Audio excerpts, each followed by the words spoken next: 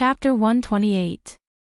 When Su Qianxi slept, she still felt very uncomfortable in the first half of the night.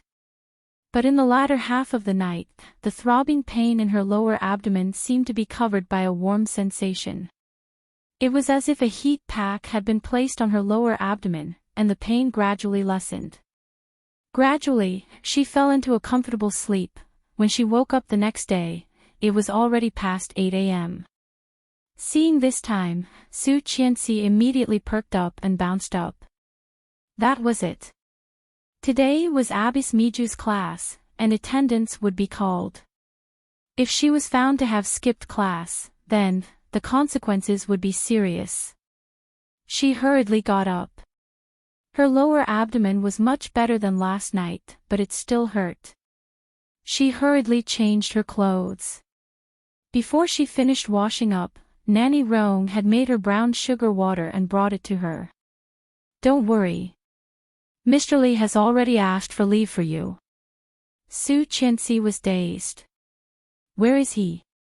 He's at work, but I just asked him. He will be back after work. Okay. Hearing that he had already asked for leave, Su Qianxi was not so nervous and slowed down. After drinking the brown sugar water, she lay on the bed again. Do you stand? Su Qianxi fell asleep again, and when she woke up, it was already past noon. After a simple meal, she turned on the computer and entered the most commonly used chat tool. Louis Han had indeed sent the plan over, and the file was waiting to be accepted. However, what attracted Su Qianxi's attention was a verification message. System, user L requests to add you as a friend. L. What the hell? She clicked on the information, and the profile picture was blank. There was only a simple letter in the username, and the rest of the information was blank. However, the account registration time showed that it was 8 years ago. Thinking about it, Su Qianxi still clicked accept and then went to read the document sent by Louis Han. Halfway through, another message popped up, Wanting, Su Qianxi, are you there? It was from Lin Wanting. Su Qianxi saw her name and felt it had been a long time. Since the last incident, she had heard about what happened to her. It was very miserable, but she deserved it. Seeing the 4 words that she had sent, he still replied, yes. Wanting, give me your account number, and I will pay you back. Wanting, where did you get the money? Wanting, I am getting married. Don't you know? Su Qianxi, Wanting, it's all thanks to you, ha. If it wasn't for you, how could I have married into the Ding clan? Thanks to you, I married Ding Haiba. If it wasn't for me, you'd be ruined. Shouldn't you be grateful to me? You may have destroyed me, but I still have to tell you. My wedding is on the 10th of next month. Be sure to come. Where is he? Su Qianxi, Lin Wanting said a lot, but she could feel that every word was full of resentment. Wanting, you don't dare to face me. Su Qianxi, Yaolian, do you know how to write it? You can save the hundreds of thousands for your medical expenses. I heard that Ding Haibo really knows how to have fun. If I don't give you money when the time comes, you won't even have money for medical treatment. Hearing this, Lin Wanting's face changed dramatically. She slammed the keyboard and said angrily, bitch. Holding the pen next to his hand, he fiercely inserted it into a photo on the table. The place where the pen was inserted happened to be Su Qianxi's face. However, Lu Anan looked even worse than her. Chapter 129. Closing the chat with Lin Wanting, Su Qianxi collapsed on the bed again. Li Xiqing came home very early today, arriving at home before 4 p.m. Nanny Rong was pleasantly surprised to see him walk into Su Qianxi's bedroom and quietly clean it. Su Qianxi's door was not locked, so Li Xiqing easily opened the door and walked in. He found that the little woman had fallen asleep again. Her 2 slim legs were clamping the quilt, and she was curled up, breathing evenly. Half of her body was exposed. Her thin white nightdress was pulled up to her thighs, faintly revealing her white panties. It looked sweet and seductive. Her fair skin was enough to give people a huge visual impact. Li Xiqing paused, walked up, and pulled the quilt for her. Gently lifting her legs, he wanted to pull the quilt over her, but obviously, Su Qianxi was not so cooperative. Feeling that someone was going to take the quilt from her, she moaned and hugged him tighter. Thinking that she was going to wake up, Li Xiqing paused and held his breath. The person in the bed did not notice that someone had sneaked into the room. Holding the quilt, she was sleeping soundly, breathing evenly and steadily. Seeing that she had fallen asleep again, Li Xiqing let out a sigh of relief. When he came back to himself, he found that there was a thin layer of cold sweat on his forehead. Damn it! He had entered his wife's room, but why did he feel like he was a thief? Feeling a bit upset, Li Xiqing gave up on the idea of tucking her in. Seeing her sleeping so soundly, he naturally thought of the embarrassing scene when he carried her to the hospital last night. For no reason, he had a ball of anger in his heart. He simply sat on the edge of her bed and reached out to push her. Get up. Su Qianxi was sleeping soundly. Being pushed, she opened her eyes in a daze. The first thing she saw when she opened her eyes was Li Xiqing's cold face. It was as if a cold current had suddenly hit her face, and she felt refreshed. But soon, she realized her position. One leg was curled on the quilt. From Li Xiqing's point of view, quickly taking her legs back, she was completely awake. She pulled the quilt back and shouted with a red face, "When did you come in? This is my room." Seeing her reaction, Li Xiqing pursed his lips and said calmly, "Everything in the villa belongs to me." Su Qianxi paused. It seemed that it was true, but this is my room. When you came in, you should have knocked first. Yes, Li Xiqing responded and looked at her coldly. But you are also mine, aren't you? Hearing that, Su Qianxi felt like she had been struck by lightning. Seeing her dumbfounded look, Li Xiqing was a bit unhappy. At least for now. Looking at his calm face, she almost thought that she had heard wrongly. Hearing it again, her heart skipped a beat, but she quickly regained her composure. What he meant was that she was now his wife. But soon, it would no longer be the case. Also, there were less than 9 months left. Wash up and go back to the old house. It was a completely commanding tone. Go back for what? My brother is back. Last time, you weren't here. You're going back now. Let him have a look at you. Last time. When was that? When you were in the hospital. Oh. Thinking of the child who died before she had time to find out, Su Qianxi's eyes dimmed. I know.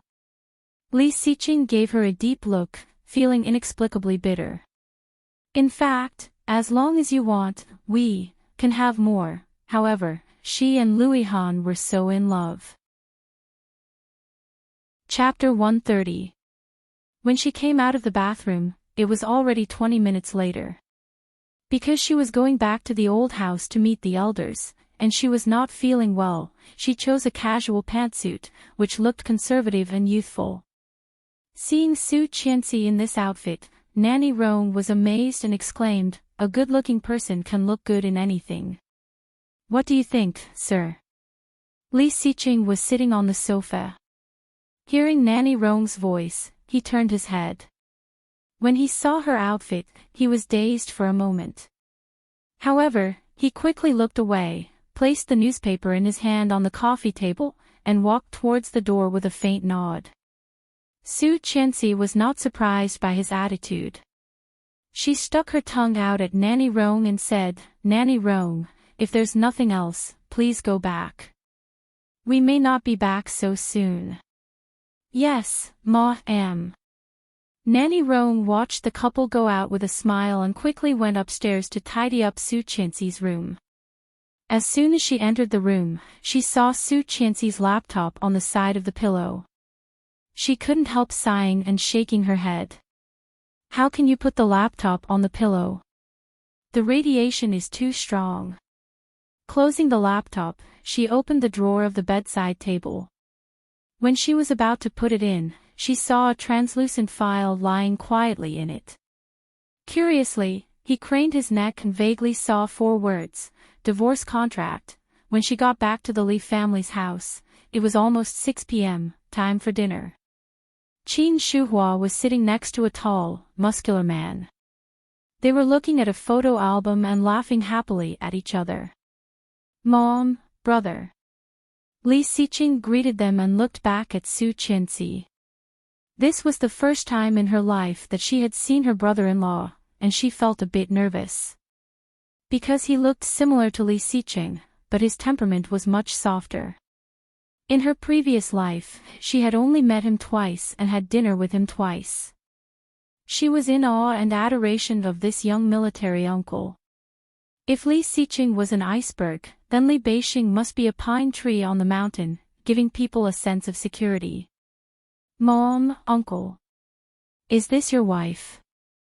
Li Beixing smiled and looked at Li Xiqing. Good boy, you have good taste. Grandpa chose her, Li Xiqing responded and naturally walked over to sit down on the sofa opposite him. In other words, if Grandpa chose her, he could not refuse. Li Beixing smiled, feeling extremely helpless about his brother. He looked at Su Qianxi and waved at her. Come, sit here. Su Qianxi looked a bit awkward and sat next to Li Xiqing. I'm sorry that I couldn't go to the hospital to see you last time. Do you blame me? Su Qianxi shook her head. It's not a big deal. It doesn't matter. Li Xiqing, Li said. Old Master Li's energetic voice came from behind. With a cold snort, he picked up his walking stick and hit Li Beixing. For a wild woman who came out of nowhere, you abandoned your sister-in-law. What a good brother you are.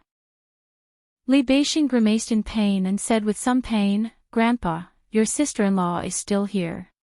Can't you give me some face? Chapter 131. However, after the blow, Captain Li's mood was obviously much better. He sat down next to Su Qianxi and asked kindly, Qian, did Xiqing bully you? No, he was very nice to me. Very nice. Humph. Captain Li glanced at Li Xiqing. Seeing Li Xiqing's calm face, he said with disdain, You think I don't know what kind of person he is? Would he stay in a hotel for more than a month if he was nice to you? Qin Shuhua and Li Beixing had not heard about this. Hearing what Captain Li said, they were both startled and looked at Li Xiqing. However, Li Xiqing did not seem to notice that he had become the focus of attention. He took a teacup from the table and slowly sipped. You stayed in a hotel for more than a month. Did you fight? Li Beixing and Qin Shuhua asked at the same time. One seemed to have expected it, and the other looked a bit complicated. Su Qianxi looked up at Qin Shuhua. She did not know if it was an illusion, but she saw a trace of relief in Qin Shuhua's eyes. Su Qianxi's heart sank. Qin Shuhua was probably still thinking of Tang Menjing as her daughter-in-law. Brother Xiqing, you're back too. A soft voice came from the door. Mr. and Mrs. Tang walked in with Tang Menjing and Tang Mengqing, smiling. Seeing Li Xiqing, Tang Menjing was pleasantly surprised. However, when such a surprise was met with a bucket of cold water, even Tang Menjing could not help feeling a bit embarrassed. Seeing this, Tang Zhenghao immediately tried to help. He looked at Li Beixing and said, Beixing, you are finally back. How long will you be back this time? When Tang Zhenghao was young, he was also a special forces soldier. However, when he retired, he gave up the army and went into business. He had high hopes for Li Beixing since he was a child. The two families lived close to each other, and for this reason, Tang Zhenghao treated Li Beixing like his own son. If it were not for the fact that Tang Menjing liked Li Xiqing, Su Qianxi would really doubt that he would marry his daughter to Li Xiqing. 3 days, just a short break. That's not bad. When I was young, I only had 1 day, and I couldn't even go home. Tang Zhenghao was already in his 50s, a few years older than Li Xiqing's father, and he treated the younger generation of the Li family as his own. Looking at Su Qianxi, he said, "Is this the wife of the second son?" "Hello, Uncle Tang." Something flashed in Tang Zhenghao's eyes, and he smiled. Not bad at all. However, his eyes did not linger on Su Qianxi and looked at Captain Li. "Let's go. It's been a long time since our two families got together." Hearing this suggestion, Li Xiqing frowned, glanced at Grandpa and Mother, and asked, "Where to?" Li Beixing looked confused as well. Qin Shuhua explained, "Zhenghao made plans 2 days ago to invite the whole family out for dinner. However, your father went to the lower district for an inspection. Otherwise, we would be considered 2 families." "That's right. Hey, you guys go ahead. This old man will just eat at home. I'm not interested in the feast of you youngsters." However, Old Master Li insisted on not going. In the end, the parents of the 2 families went with the younger generation. It was said that the restaurant was booked by Tang Menjing. When Su Qianxi heard that, she had a bad feeling. Sure enough, as soon as they sat down in the restaurant, Tang Menjing took the menu and asked her to order. Su Qianxi took the menu and looked at it. Oh my, they were all German. Chapter 132. Feeling the gazes of the 3 women of the Tang family, Su Qianxi remained calm and turned the menu. Sitting next to her, Li Xiqing glanced at her and frowned. His cold eyes swept to Tang Menjing like a cold arrow. Being stared at like that, Tang Menjing's heart raced. However, she pretended that she did not notice it and began to introduce the history of the restaurant. "Su Qianxi, is this your first time here? This restaurant originated from the German royal family." After the introduction, Su Qianxi nodded and asked casually, "Menjing, do you know German?" "Of course," Mrs. Tang said, looking at her daughter and husband proudly. "My Tang Menjing has been famous for her talent since she was a child. In a family like ours, we have very high requirements for our children's education. She not only knows German, but also English, Chinese, Japanese, and French are compulsory courses. She can be a translator if she teaches any of them. Am I right, Zhenghao?" There was a hint of warning in Tang Zhenghao's eyes. He seemed to be a bit displeased. Mrs. Tang covered her mouth as if she had just realized that she had done something wrong. Tang Menjing immediately said, "Mom, why are you saying that?" Tang Mengqing echoed, "That's right. I heard that Mrs. Li was an orphan when she was a child. How could she know German? Let me order." Then she took Su Qianxi's menu. Qin Shuhua's face darkened as the family echoed each other's words. What did that mean? Mocking her daughter-in-law? Wasn't that a slap in the face of the Li family? When Qin Shuhua was about to explode, she saw Su Qianxi smile and look at Tang Mengqing. "It's okay." Then she handed the menu to Li Xiqing and said in a voice that was just right, "Honey, look at this Himmelandert. Do you want to try it?" Su Qianxi smiled and looked at Tang Mengqing. Honey, the 2 words were neither too light nor too heavy. When Li Xiqing heard them, his heart suddenly fluttered. Well, he liked that title. Looking sideways, Li Xiqing moved closer and grabbed her hand that was holding the menu. As he got closer, she clearly noticed the difference in the eyes around her. Looking up, he saw Tang Menjing's gentle face, but deep in her eyes, there was jealousy and hatred. Su Qianxi smiled wider, looked down at the menu, and pointed at a dish. This Thuringer Rostbrat Wurst also looks good. Would you like to order one? Yes. His deep and magnetic voice rang in her ears, and she suddenly realized that the distance between her and Li Xiqing at the moment was actually less than 2 centimeters. His warm breath landed on her face. It was soft and ticklish. Su Qianxi immediately blushed and subconsciously wanted to stay away from him. However, when he sensed the gazes around him, he stopped what he was doing. Li Xiqing leaned closer and whispered, "Not bad at German, much better than some translators." She was dazed. Was he helping her? Sure enough, she quietly looked up at the 3 women of the Tang family, and their faces were all gloomy. Qin Shuhua, on the other hand, looked much better. She urged, "Hey, you and your wife are taking too long to order. Don't let the outsiders laugh at you." Chapter 133. Li Xiqing had a rare smile on his face. Looking up, he glanced at his brother coldly and said, "Hurry up and get my sister-in-law done. Then you can show off as well." Li Beixing felt frustrated. If it was so easy, he would not have had to run back and forth. Li Beixing became silent.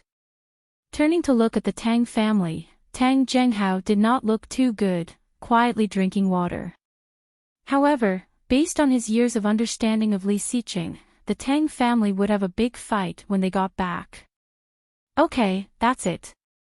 Li Xiqing took the menu from her hand and suddenly thought of something. He turned around and said, "Don't let them add mustard and pepper. You can't eat it." Well, she was doing that. Su Qianxi blushed and nodded. Under everyone's gaze, she said shyly, "You decide." "Okay." "Oh my." Li Beixing was a bit angry. He took the menu from Li Xiqing's hand and asked, "Mom, what do you want to eat?" Soon, the Tang family finished ordering, and so did the Tang family. Seeing Su Qianxi being so confident, Tang Mengqing felt bad. Why was this woman so close to Li Xiqing?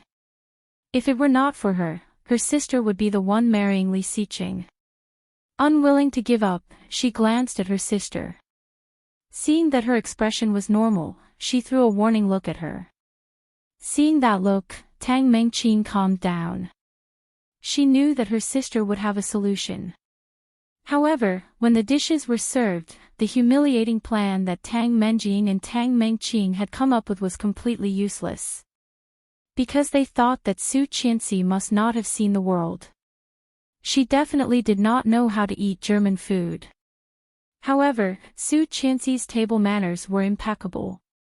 Seeing Qin Shuhua's admiring look, Mrs. Tang could not help but ask Tang Mengqing, "Mengqing, did you meet your sister-in-law at the gate of your school last time?" Hearing that, Su Qianxi's eyelids twitched. She had a bad feeling. Tang Mengqing heard her mother mention it and immediately said, "What are you talking about?" Tang Menjing pretended to be upset. "She already has brother Xiqing. Don't talk nonsense." "It's true." Tang Mengqing looked unconvinced. "She had such a good time with that brother last time. I still have pictures of them." Her interest was piqued, and she nodded repeatedly. "Yes, Mrs. Li is with a fair-skinned brother. They look like a good match." "Pictures." Hearing the words, Qin Shuhua frowned and asked, "What pictures?" Su Qianxi's heart sank and looked at Su Qianxi. Li Xiqing also glanced at her, his eyes cold and deep. Then, he turned his head and said slowly, "It's just a harmless photo shoot. The angle is not bad at all." Tang Menjing did not expect that he would suddenly speak up for Su Qianxi. With his personality, how could he possibly speak up for others? So his relationship with her was so good that he didn't even care about this kind of photo. Su said. And said, he Menjing, Tang, Li. Yeah, Su Qianxi responded. Speaking of which, how is Sister Mengqing? I heard that the first child is very intelligent. You have to be careful in the first 3 months, don't end up like me. Tang Mingqing's expression changed dramatically. Her first reaction was to stand up and yell, "What are you talking about?" Chapter 134. Hearing Tang Zhenghao's words, Tang Mengqing was even more scared. Tang Mengqing quickly stood up and explained, "What child? Qianxi, are you mistaken?" Her eyes were full of warning. This was not the first time Su Qianxi had met Tang Mengqing, and they had been best friends. How could Su Qianxi not understand what Tang Mengqing was trying to say? However, Su Qianxi did not seem to understand at all, looking confused. "That's not right. I clearly remember, Su Qianxi." Mrs. Tang could not help it either. "Don't make up stories, or I will tear your mouth apart." Su Qianxi immediately shut her mouth, as if she was scared. However, no one at the scene was stupid. Seeing them like this, Tang Zhenghao knew there must be something wrong. Tang Zhenghao looked gloomy. As a retired Special Forces soldier and an experienced businessman, of course, he could tell that they wanted to protect Tang Mengqing. And it was their attitude that proved Su Qianxi was telling the truth. "You got pregnant." Tang Zhenghao suppressed the anger in his heart and looked at his youngest daughter. Tang Mengqing trembled and subconsciously hid behind her sister, not daring to speak. Tang Mengqing glared at Su Qianxi and quickly hid her sister behind her back, saying, "Dad, don't, yes or no." Tang Zhenghao slammed the table and burst into anger. Su Qianxi did not expect that Tang Zhenghao, who usually looked gentle, could be so intimidating when he was angry. Tang Mengqing felt wronged and exclaimed with tears in her eyes, "Why don't you believe me? Do you think Su Qianxi is telling the truth? Am I your daughter or is Su Qianxi your daughter?" Mrs. Tang trembled and quickly stood up to protect her daughter. "Don't do this. You are scaring the child." "Yes, Dad. Mengqing was scared by you. How could she talk?" Tang Mengqing said, "Can we talk about it at home?" She gestured around. Tang Zhenghao suppressed his anger and looked at Su Qianxi. "Tell me, what is going on?" Su Qianxi felt the gaze from the 3 women of the Tang family and felt a bit pleased. Didn't they want to hurt her? Then she would strike first and see who was more ruthless. Hearing Tang Zhenghao's words, Su Qianxi looked a bit embarrassed and looked at her mother-in-law. Qin Shuhua gently shook her head at her. Su Qianxi immediately understood and said apologetically, "There may be some misunderstanding. I must have mistaken you for someone else. I'm sorry, Uncle Tang." "Really?" Tang Zhenghao didn't believe it. Su Qianxi looked hesitant. After looking around, she nodded reluctantly. Seeing her reaction, Tang Zhenghao already had an idea in his heart. However, it was a family matter after all. Don't wash your dirty linen in public. Since she had already said so, in front of the Li clan, they would just treat it as a misunderstanding. Tang Zhenghao sat in his chair, his heart filled with rage. The atmosphere in the room was dreadfully depressing. After a couple of minutes, she felt the urge to pee and walked out. But when he came out of the bathroom, there was already someone guarding the door. Chapter 135. Su Qianxi reacted quickly and caught Tang Mengqing's hand. Tang Mengqing did not expect Su Qianxi to react so fast. She screamed, "You be *tch, you are trying to kill me. That's so evil."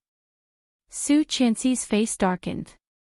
Hearing that, Su Qianxi suddenly smiled and pushed Tang Mengqing's hand away. "I was just giving you a taste of your own medicine. You." Seeing Su Qianxi smile, Tang Mengqing was even angrier. "Be *tch, shameless mistress. I will kill you." Su Qianxi's eyes were cold. Catching Tang Mingqing's hand, she pulled Tang Mingqing's arm and pinned her against the sink. Tang Mingqing screamed and almost burst into tears, but she did not stop talking. "You shameless woman! You cheated on Li Xiqing and tried to frame me in front of my father. What did I do to offend you? Your whole family has offended me." Su Qianxi's eyes turned cold as she said coldly, "I will not offend those who do not offend me. Besides, if you were clean, how could I have anything on you?" Tang Mingqing was pinned down again and cried out in pain. "Ouch, it hurts. Let go of me. Apologize.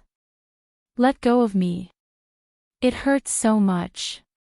It's going to break. Apologize, and I will let go of you.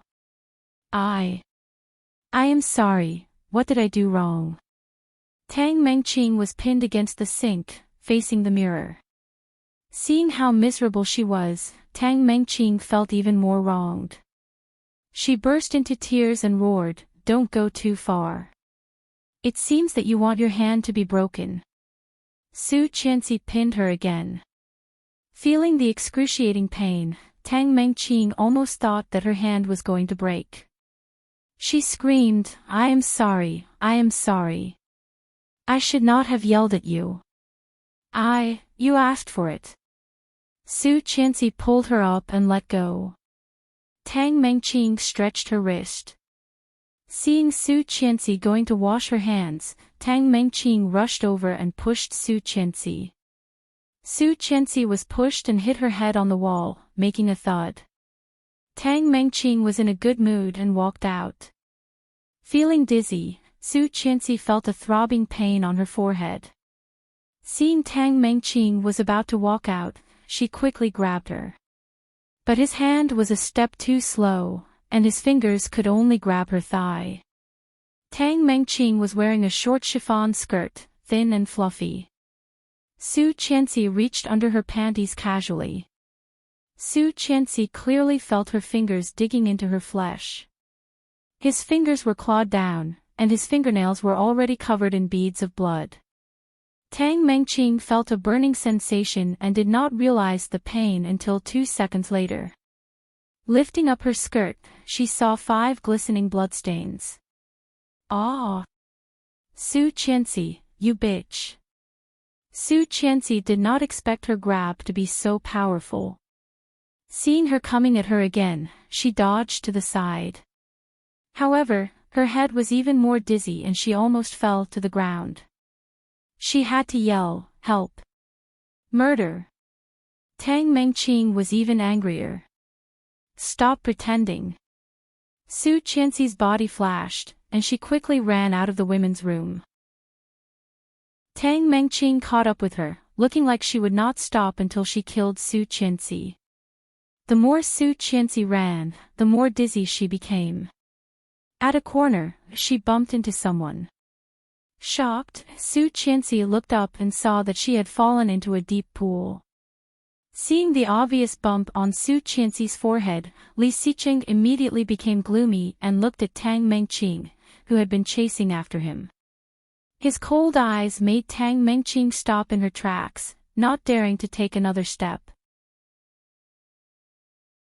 Chapter 136. His words, combined with Li Xiqing's cold aura, made Tang Mingqing feel like a demon from hell. Tang Mingqing had always known that Li Xiqing was not someone to be messed with, but she did not expect him to be this scary. He couldn't help but tremble in fear. He stood rooted to the spot, not daring to move. Hearing that, Su Qianxi's heart skipped a beat. "Who gave you the right to bully my wife?" His heart began to beat faster against his will. However, her head became dizzier, and she almost fell over. He reached out and pulled her into his arms. Looking down at the bump on her forehead that was obviously still growing, his cold gaze fell on her again. Obviously, the man did not do anything to her, but Tang Mingqing could not stop shivering. "Li Xiqing, Mr. Li, I feel like throwing up." Leaning on him, Su Qianxi felt weak and her eyelids were struggling. Li Xiqing glanced at Tang Mengqing coldly, giving her a dangerous look, which made Tang Mengqing feel even more uneasy. Carrying the woman in front of him, Li Xiqing whispered, "She might have a concussion. I'll take you to the hospital." Feeling drowsy, Su Qianxi did not say anything. She put her arms around his neck and let him carry her out of the dining room. Seeing that Tang Mengqing had not come back for a long time and Su Qianxi was gone, Tang Mengqing felt a bit uneasy. When she came out, she saw Li Xiqing holding Su Qianxi in his arms. Her hands were tightly pinching her arms. However, she immediately looked nervous and asked, "What's wrong, Su Qianxi? Are you not feeling well?" Li Xiqing glanced at her, but his eyes were cold and sharp. "Keep your family in check. If there is a next time, don't blame me for being rude." The cold warning made Tang Mengqing dazed. Holding Su Qianxi in his arms, Li Xiqing quickly walked past her, leaving Tang Mengqing standing there, dumbfounded. After he was gone, Tang Mengqing collapsed on the ground as if she had lost all her energy. Her body and head were covered in a cold sweat. Not long after, seeing Tang Mengqing walking toward her, Tang Mengqing immediately pouted. "Sis." Tang Mengqing was still in shock. Hearing Tang Mengqing's voice, she looked over and asked, "Why are you sitting on the ground?" "I think I'm in trouble, boo-hoo." She told Su Qianxi everything that had just happened, especially the fact that Su Qianxi might have a concussion, which made her feel uneasy. After figuring out what had happened, Tang Mengqing felt even more threatened by Su Qianxi. Brother Xiqing actually warned her for that woman. Moreover, she wasn't the only one being warned. The entire Tang family was also being warned.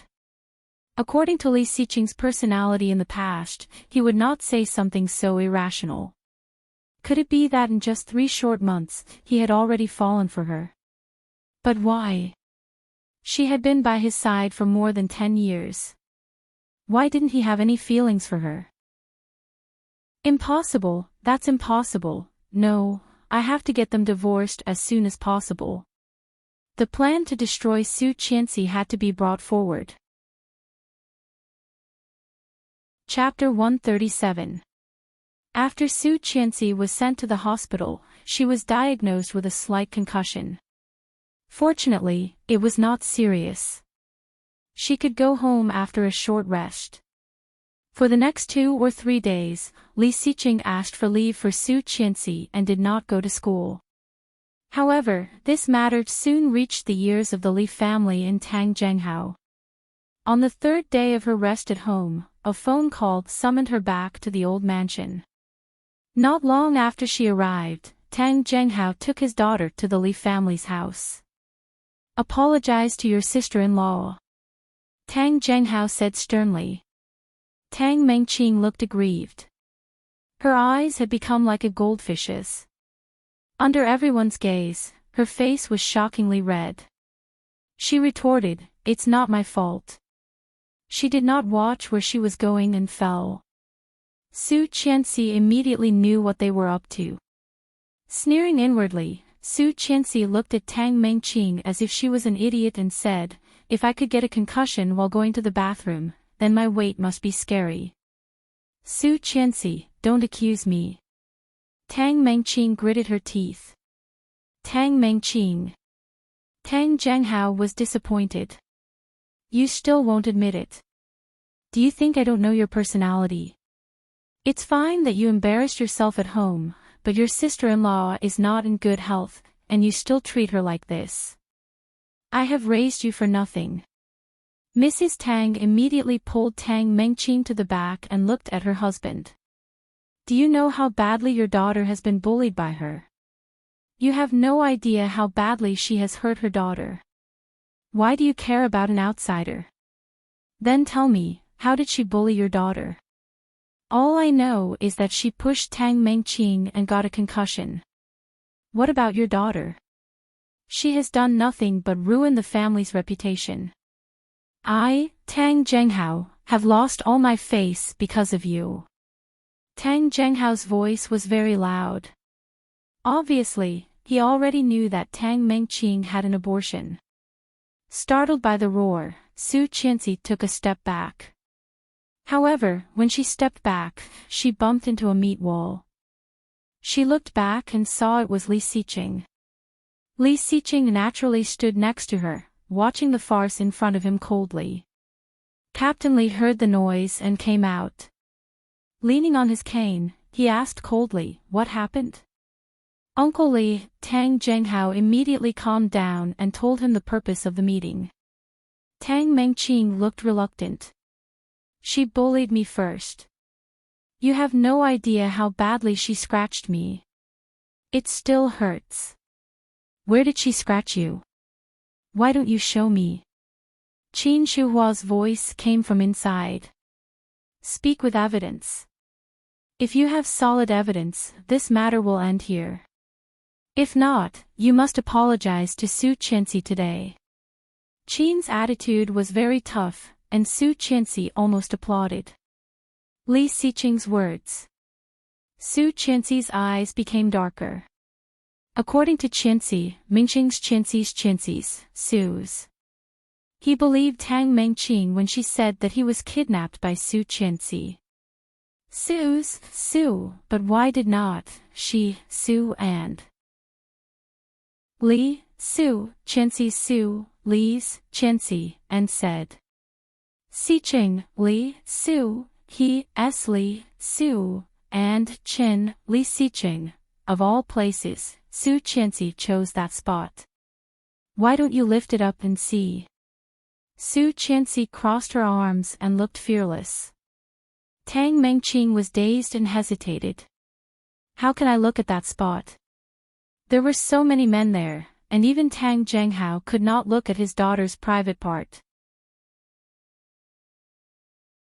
Chapter 138. Tang Mengqing felt so wrong that she almost burst into tears. Glaring at Su Qianxi, she roared, "You must have done it on purpose. You grabbed me on purpose so that there would be no witnesses, right? You evil woman." Su Qianxi felt a bit wronged. How did it become me doing it on purpose? Can my hand grow so long that I can reach inside to grab you? In all honesty, she really did not do it on purpose.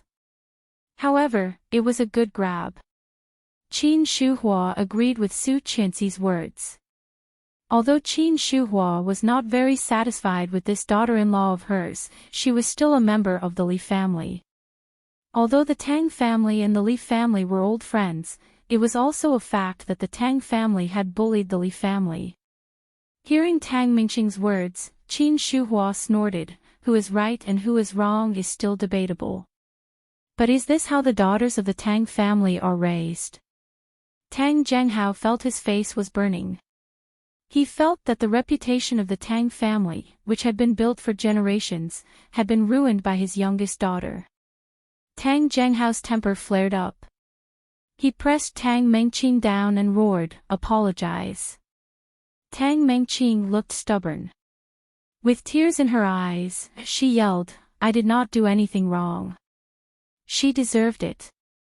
If it were not for her, Li Xiqing would be my sister now. She is a mistress, a bitch." She finally heard it. In her previous lifetime, Su Qianxi had heard these words the most. She was a lowly mistress. If it were not for her, it would be Tang Mengqing who married Li Xiqing. Hearing that, Su Qianxi subconsciously looked at Captain Li Sun. Captain Li met Su Qianxi's gaze and sneered as if to comfort her. "Nephew Tang, I don't think you have the right to tell my grandson's marriage, do you?" Hearing that, Tang Zhenghao felt even more humiliated. Needless to say, it must have been the older two who had indoctrinated her. Tang Zhenghao was so angry that he reached out and slapped her hard in the face, shouting, "Who told you all this?" Being slapped, Tang Mengqing cried even louder. I am. Why should Su Qianxi, an illegitimate daughter and an orphan, marry Li Xiqing? However, before he could finish, Tang Menjing covered his mouth tightly. Tang Menjing looked at her father pleadingly. "Dad, don't hit her. Mengqing is still young." Then he looked at his sister and said, "Mengqing, apologize to Qianxi. After that, let's go home. Be good." Tang Mengqing cried even harder, tears rolling down her cheeks. However, Su Qianxi gave him a cold look, turned around, and walked back into the room. This was her greatest weakness. In her previous life, it was these people who tried their best to poke at this point, digging out and magnifying the inferiority in her heart. Everyone was reminding her that she was lowly, uncultured, and uncultured. Later on, no matter how much she learned or how hard she tried, she couldn't change this fact. In this lifetime, she had changed everything. However, when she heard these words again, Su Qianxi still could not ignore it. He noticed her emotional change. The moment she turned around, he grabbed her wrist and said, "I don't care." His low voice was like rich coffee, making Su Qianxi stop and stiffen. Chapter 139. His voice came from behind her once again.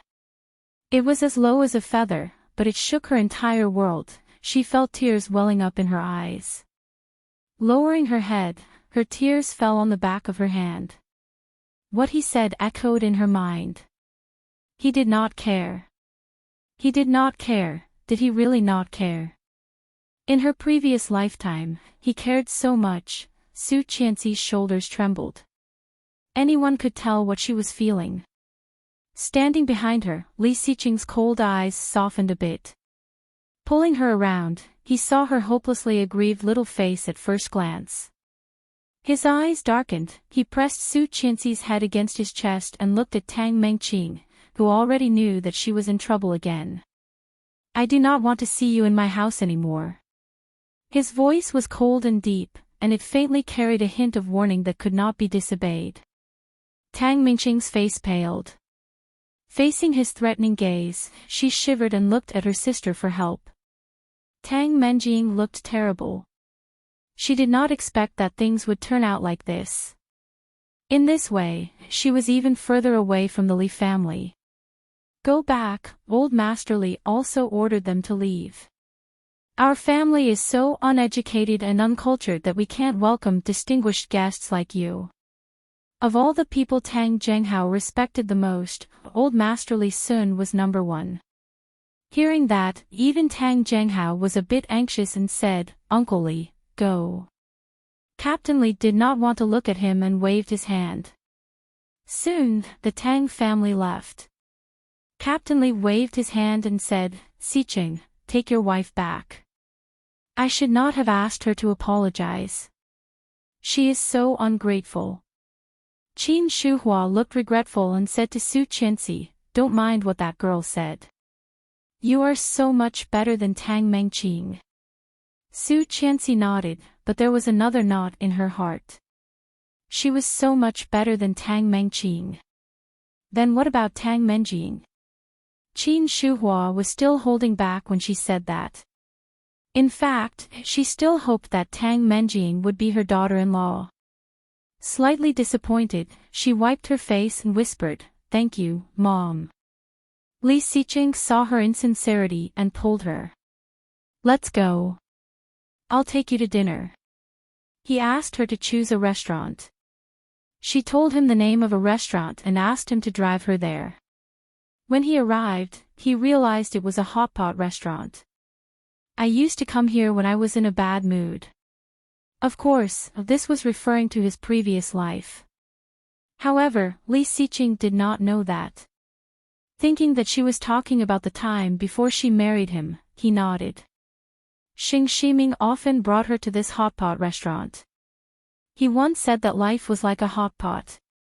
At the beginning, the soup was clear and fragrant. However, most people would add a lot of things into the pot, stirring up the soup into a mess. However, he enjoyed the process of muddying the soup like a dictator. Although it was a bit strange, she liked what he said. He did not like coming to this kind of occasion and frowned. However, seeing that she was in a better mood, he suppressed the urge to leave and followed her in. Chapter 140. Although it was a hotpot restaurant, it was a quiet and comfortable place. Li Siqing looked around and reluctantly accepted the decision to eat here. However, when Su Qianxi was about to get a private room, she was politely told that there were no more rooms available. Then let's have the lobby. However, she immediately swallowed her words and looked at Li Siqing. How could someone like Li Siqing be willing to sit in the lobby? Seeming to feel her hesitation, Li Siqing looked over and arched an eyebrow. Do you really want to eat? Su Qianxi hesitated and nodded. It had been a long time since she had tasted the food here. Now that she was here, she really did not want to leave. Seeing the disdain in Li Siqing's eyes, Su Qianxi quickly said, "It's okay if you don't want to eat. Let's go to another place." Here, Li Siqing interrupted her. "Help us find a quiet place to sit." Su Qianxi was pleasantly surprised and blinked. "Okay." The waiter smiled and took them to a seat next to the bed. It was in the corner but had a good view. "Mr. Li, this is the best seat in the lobby. You can press the call button if you need anything. We will serve you wholeheartedly." "Okay." As he expected. Everywhere Li Siqing went, people would know him. Soon, she finished ordering and placing the order. She was obviously in a much better mood. "When did you learn German?" Su Qianxi looked up and was dazed for a second. She quickly replied, "Oh, I learned it during the summer vacation." "Didn't you learn judo during the summer vacation?"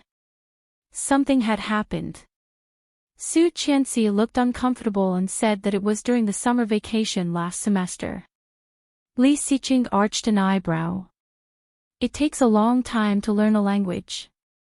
Without practical communication, it is hard to be fluent. Are you sure you still remember what you learned last summer? Moreover, if he remembered correctly, didn't she stay with the Su family last summer? I have a good memory. Oh. Li Siqing nodded. What about the piano?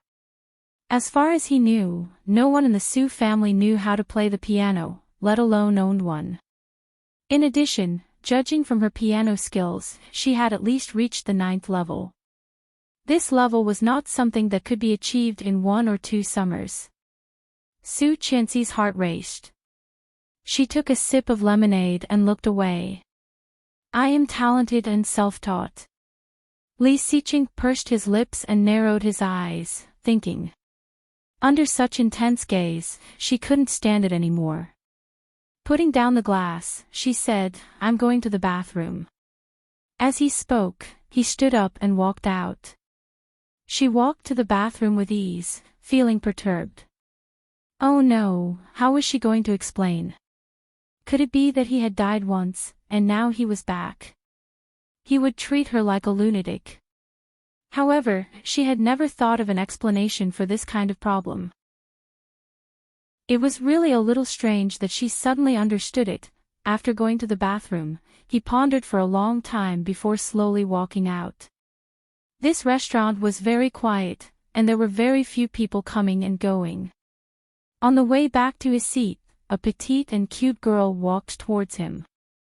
When she saw Su Qianxi, she quickly stopped her and said in broken Chinese, You. Okay, do you speak Korean? Su Qianxi arched an eyebrow and asked in Korean, What's up? The girl let out a sigh of relief and quickly explained her situation. It turned out that she had come here to eat hot pot and felt uncomfortable halfway through. She went to the bathroom and found that she was on her period. However, she did not bring the necessities of a woman. When she saw Su Qianxi, she immediately asked for help. Su Qianxi happened to have a few pills with her. After giving her 2, the girl thanked her profusely and went into the bathroom. Su Qianxi smiled and turned around again. At the end of the hallway, she saw a familiar tall figure. Chapter 141. However, seeing him standing behind her, her heart skipped a beat. When did he stand behind her? Then the fact that she could speak Korean, looking at his face, she couldn't help feeling guilty. He looked at her silently for 2 seconds before looking away and walking into the men's room. She felt relieved. It turned out that he was just here to use the restroom. Why was he acting like a thief? Su Qianxi looked upset, but she quickly returned to her seat. On the way, she did not even dare to look back. However, she did not know that the man behind her had walked out again. Looking at her back, he seemed to be deep in thought. Picking up his phone, he quickly dialed a number. It was Ching Yu. However, when the call was about to go through, he immediately cancelled it. Thinking about it, he found another number in his contact list and dialed it. The call was quickly connected. There was the sound of typing, and a clear male voice sounded. Hey, isn't this Li Xiqing? Why did you come to me today? Help me investigate someone. F*CK, I'm an IT guy, not a criminal investigator. You should go to a detective agency. Investigate my wife. The other party was silent. After a few seconds, he asked, why? Weird. Well, she had long been used to second young Master Li's concise words. Well, only I can do such a secretive thing. I'm currently developing a holographic projection technology, but I'm still short of funds. You. Zhang Heng was speechless. How much? 10 million. Blackmail. The other party chuckled. I'm in trouble. It was rare for Li Xiqing to ask him for a favor, so how could he not blackmail him? Yes, give me the results in 2 hours. The more detailed, the better. Hey, wait. Do you want to know about my feelings, my background, or something else? Did she put on a hat for you? How dare she? Li Xiqing's eyes darkened. I want to know everything about her, no matter how big or small. Got it. It's still the same account, don't forget I love you au moi. Li Xiqing immediately felt speechless and hung up the phone. He put away his phone and walked back to his seat. At the same time, the sound of flushing came from the bathroom. Xing Shiming pretended not to care and went to wash his hands. However, when he saw Li Xiqing's back, his heart sank. Isn't this guy Miss Su's husband? He wanted to investigate Su Qianxi. He had thought that their relationship was good, but now it seemed that their relationship was damned good. After washing her hands in silence, she followed him. Her eyes seemed to unintentionally look in the direction of Li Xiqing and immediately saw Su Qianxi. Ximing, what are you looking at? The food is ready, Song Yifan called. Yes. Xing Shiming sat down, looked at Song Yifan and said, do you remember Rong Xian? Song Yifan's hand paused in the middle of cooking the hot pot. He looked over with a cold look. Rong Xian. This name had stunned them for a long time, but in the end, it also became a taboo name for each other. Chapter 142. Song Yifan looked down and slowly processed the ingredients. He said calmly, you must be mistaken.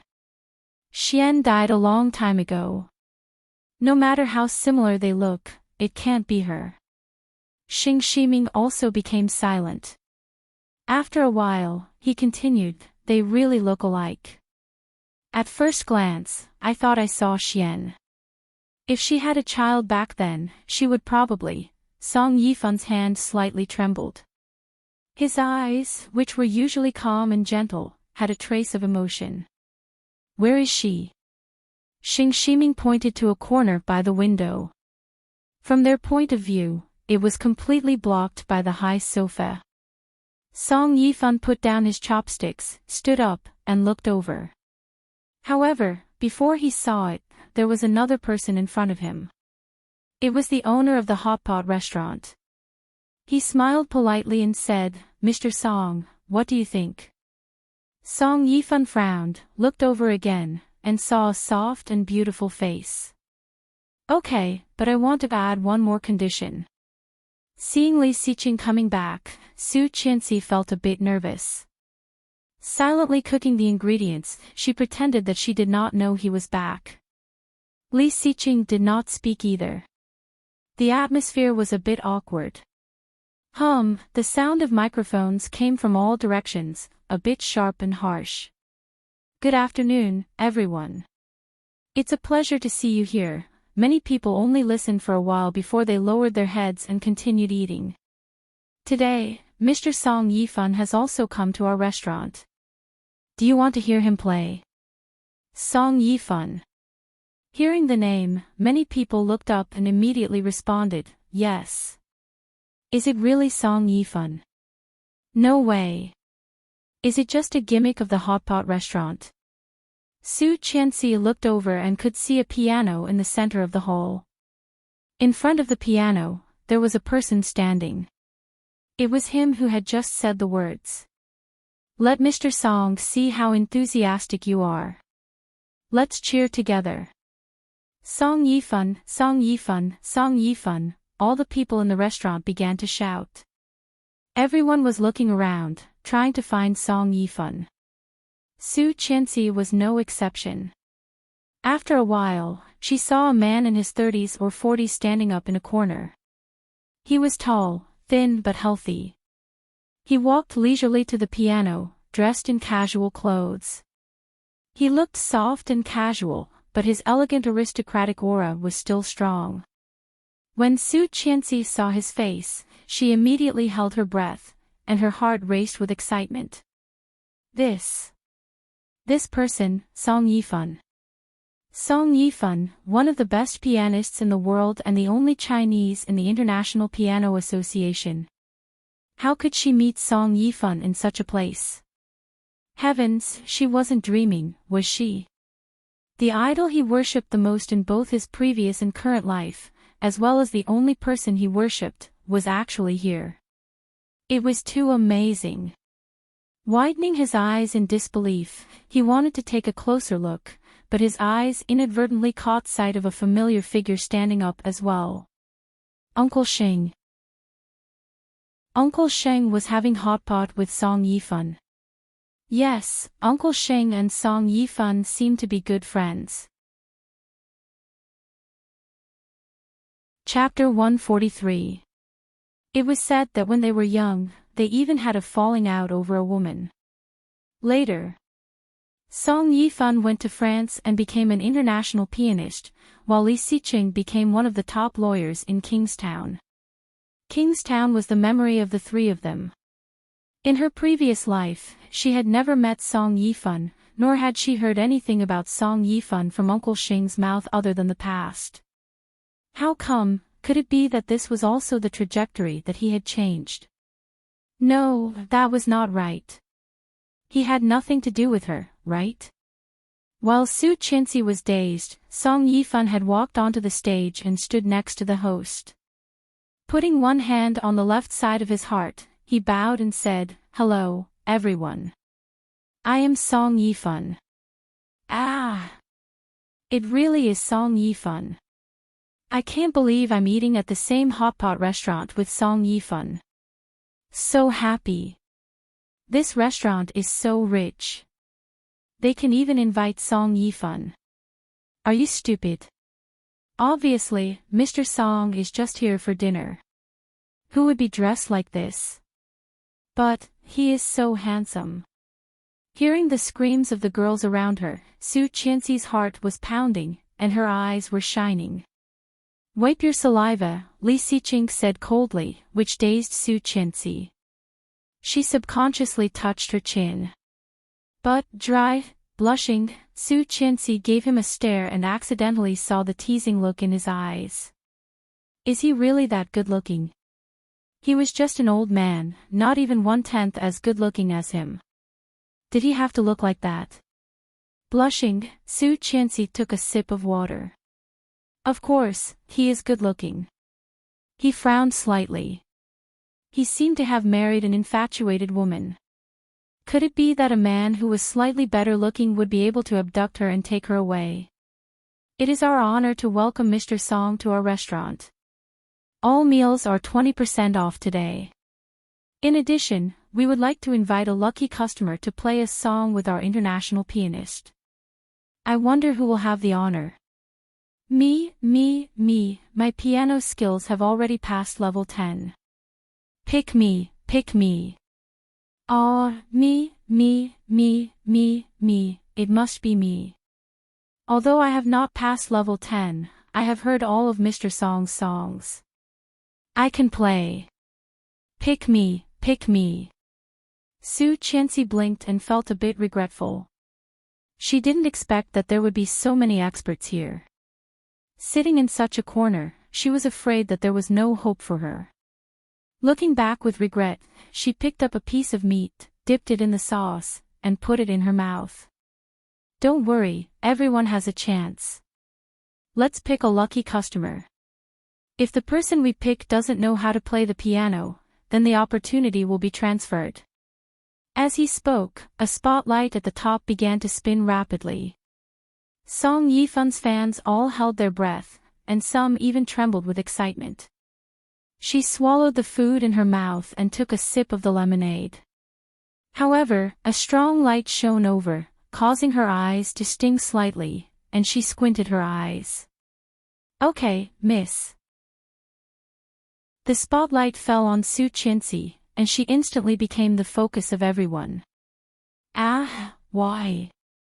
She was chosen even though she was sitting in such a corner. Her life is too good.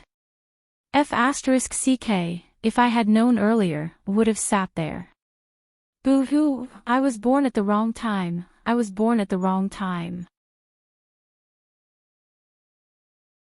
Chapter 144. Everyone's eyes were focused on her. Su Qianxi clearly felt the jealousy around her. It's you. Yes, it's you. Ah, you can't play the piano, right? No way, right? Yes. Let's transfer the opportunity. The expectant voices around made Su Qianxi blink her eyes, and then she was overwhelmed with ecstasy. It's really me. Su Qianxi looked at Li Xiqing, overjoyed. Li Xiqing frowned slightly, looked up, and glanced at the spotlight that had been directed at her. His meaning was self-evident. Ah! Su Qianxi exclaimed happily, it's really me. The host smiled and said, yes, lucky girl. Do you know how to play the piano? I do. Of course, she did. When she was in the most difficult and awkward situation, it was Song Yifan's music that brought her out of the darkness. In Song Yifan's style, there was a natural sense of sadness. Pessimistic and low, but the more you listened to it, the more magical it was. There was a saying that was called survival in a desperate situation. Song Yifan's music had this feeling the most. It was magical and beautiful. It was also because of Song Yifan that Su Qianxi decided to learn the piano. Now, she was lucky enough to meet this idol that she had always thought could only be seen from afar. She did not expect that she would have the opportunity to play with him. Su Qianxi's heart almost jumped out of her chest, filled with nervousness and excitement. Seeing Su Qianxi like this, the host felt a bit strange. This girl did not seem to be any different from other fans, and it looked like she was seeing Song Yifan for the first time. Why did Song Yifan treat her so differently? Although curious, the host still had to maintain his professionalism. He waved at Su Qianxi and said, "Can you come to the front?" Yes. Almost jumping up and down, Su Qianxi quickly got up from her seat and walked toward the stage where Song Yifan was. At this moment, Su Qianxi felt like she was surrounded by dozens of pairs of eyes, feeling very nervous. But soon, she relaxed again. Phew. It was no big deal. She could just pretend that she was at a party. Thinking about it this way, Su Qianxi's condition was undoubtedly much better. Stepping forward, she clearly noticed that Song Yifan was looking at her. His gaze was deep and indescribable. It was like looking at an acquaintance. But amidst the familiarity, there was also a complicated unfamiliarity. The first time Uncle Xing saw her, he had the same look in his eyes. However, in Song Yifan's eyes, she clearly sensed the sadness and indescribable bitterness in his eyes. What does that mean? Seeing that, Su Qianxi subconsciously looked in the direction of Xing Shiming. Xing Shiming was a little surprised that she had found him. He smiled at her and made a gesture to cheer her on. "Lucky lady, what's your name?" "My surname is Su." "Okay, Miss Su. Did you know Mr. Song before this?" "Of course," she blurted out. Song Yifan's eyes fell on her face, and there seemed to be a smile on his lips. Gentle and doting. Su Qianxi blinked, and when she fixed her eyes on him, they disappeared again. Oh, it must be an illusion. This was the first time they had met. However, no one noticed the golden seat in the corner of the restaurant. Chapter 145. Feeling the unfriendly stare, Song Yifan looked at the corner. Instantly, their eyes met. His warm and deep eyes seemed to have collided with an extremely cold glacier. For a moment, their gazes were intertwined. Song Yifan clearly saw the warning and displeasure in the cold man's eyes and was a bit surprised. If he remembered correctly, this young man should be Li Xiqing, the new upstart in the business world in Kingstown. Seeing the unfriendly stare from Li Xiqing, Su Qianxi felt a bit uneasy. How could she forget that Li Xiqing was still here? However, what should she do now? He did not seem very happy. Should she give up the opportunity to be intimate with her idol? No way. This was the only time in her 2 lifetimes.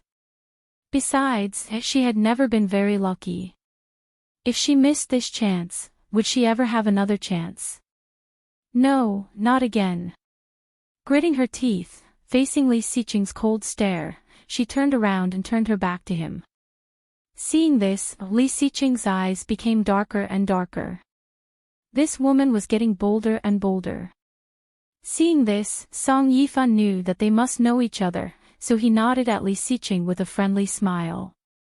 However, in Li Xiqing's eyes, Song Yifan's smile was completely different.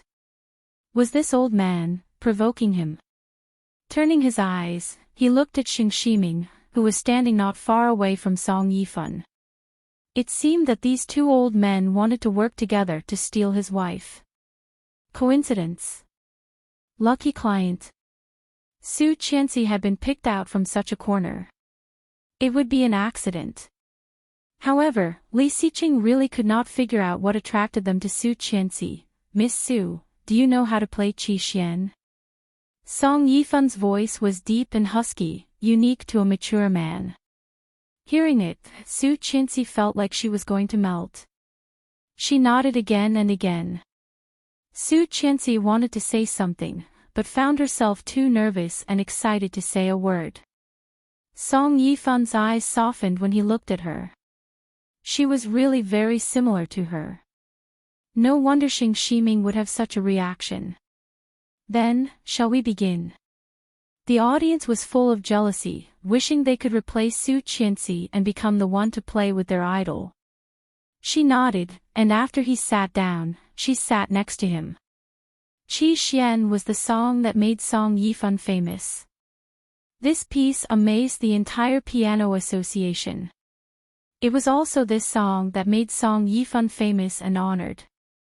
The familiar music sounded, and everyone quieted down, quietly listening to this rare live performance. Song Yifan went from alto bass, and Su Qianxi naturally went from alto treble. The first half was a bit low. After Song Yifan finished, Su Qianxi's fingers fell on a white key. Wrong. As soon as she pressed it, someone immediately shouted, "Does that woman know how to play Qi Xian? That is not the sound." These words were echoed by many girls who were already feeling unbalanced. Don't force yourself if you don't know. You're embarrassing yourself. That's right. Sigh, if I go up, there will definitely be no problem. Song Yifan frowned and turned to look at Su Qianxi. It seemed that Su Qianxi did not hear the voices around her at all, focusing on the keys. Her fingers were long and slender. She was born to play the piano. The sound of the piano gradually became louder. The sad and loving music filled the restaurant and seeped into everyone's ears. Those who had just ridiculed Su Qianxi gradually became silent. Song Yifan was the most touched. He gradually stopped playing and looked at the girl he had met for the first time. Su Qianxi seemed to have entered a place where no one was around. Her side profile was as tranquil as a painting. Although she did not have any makeup on, she was more stunning than any makeup. One glance was enough to take one's soul. The person in front of him and the face in his memory merged into one. Song Yifan's eyes, which had been calm before, were suddenly filled with glints. Chapter 146. As the sound of the zither faded, the entire hall was filled with thunderous applause. As for Song Yifan, after the first part, he did not play anymore. It was almost Su Qianxi's show. Who is this? She played so well. I have never heard of her, but she is so pretty. So pretty. I heard that Song Yifan is not married yet. They look quite good together. Song Yifan is obviously much older than her. Besides, he came with a boyfriend. Look over there. Hearing that, many people looked at the place where Su Qianxi had been sitting. Wow, so handsome. Ah, isn't that Li Xiqing? Li Xiqing. No way, it's really Li Xiqing. Oh my god, what kind of luck do I have today? I can't believe I saw so many VIPs. Wait, is that girl Li Xiqing's girlfriend? Don't tell me the truth. I want some time alone. Don't ask me who she is. But isn't Li Xiqing married? Hearing the discussion around her, Su Qianxi felt like she was being looked at like a monkey. Blushing, she quickly stood up. Song Yifan also stood up at the same time. Almost at the same time, they bowed to each other. Husband and wife. Someone with a cheap mouth shouted, causing the surrounding people to roar with laughter. Su Qianxi's heart raced, but she did not feel offended by the teasing. After all, he was her idol. Looking at Song Yifan, Su Qianxi looked up with her eyes sparkling. She summoned up her courage and said, "Mr. Song, can I take a picture with you?" "My pleasure." Song Yifan's words made many girls scream again. "I'm going to faint. Song Yifan is so gentlemanly and mature. I want to be his fan." Mature men are indeed the most attractive. However, when Su Qianxi picked up her phone and turned on the camera, a big hand blocked her phone and snatched it away. Su Qianxi was startled. Turning around, she saw a handsome face that was obviously displeased and gloomy. Her heart skipped a beat, and the impulse to get angry immediately softened. He. When did he get up there? She actually did not notice anything at all. But under such circumstances, he was a little anxious. He stretched out his hand, wanting to snatch it back. "Give me back my phone." Li Xiqing's face became colder. Putting the phone behind him, he took the opportunity to hold her in his arms. All she could see was her phone. Standing on her tiptoes, she reached behind him. "Give it back to me. Why did you take my phone? You're not allowed to take pictures." The cold voice was filled with displeasure. "I won't allow it. His voice was extremely low and cold. Su Qianxi was a bit angry. Why?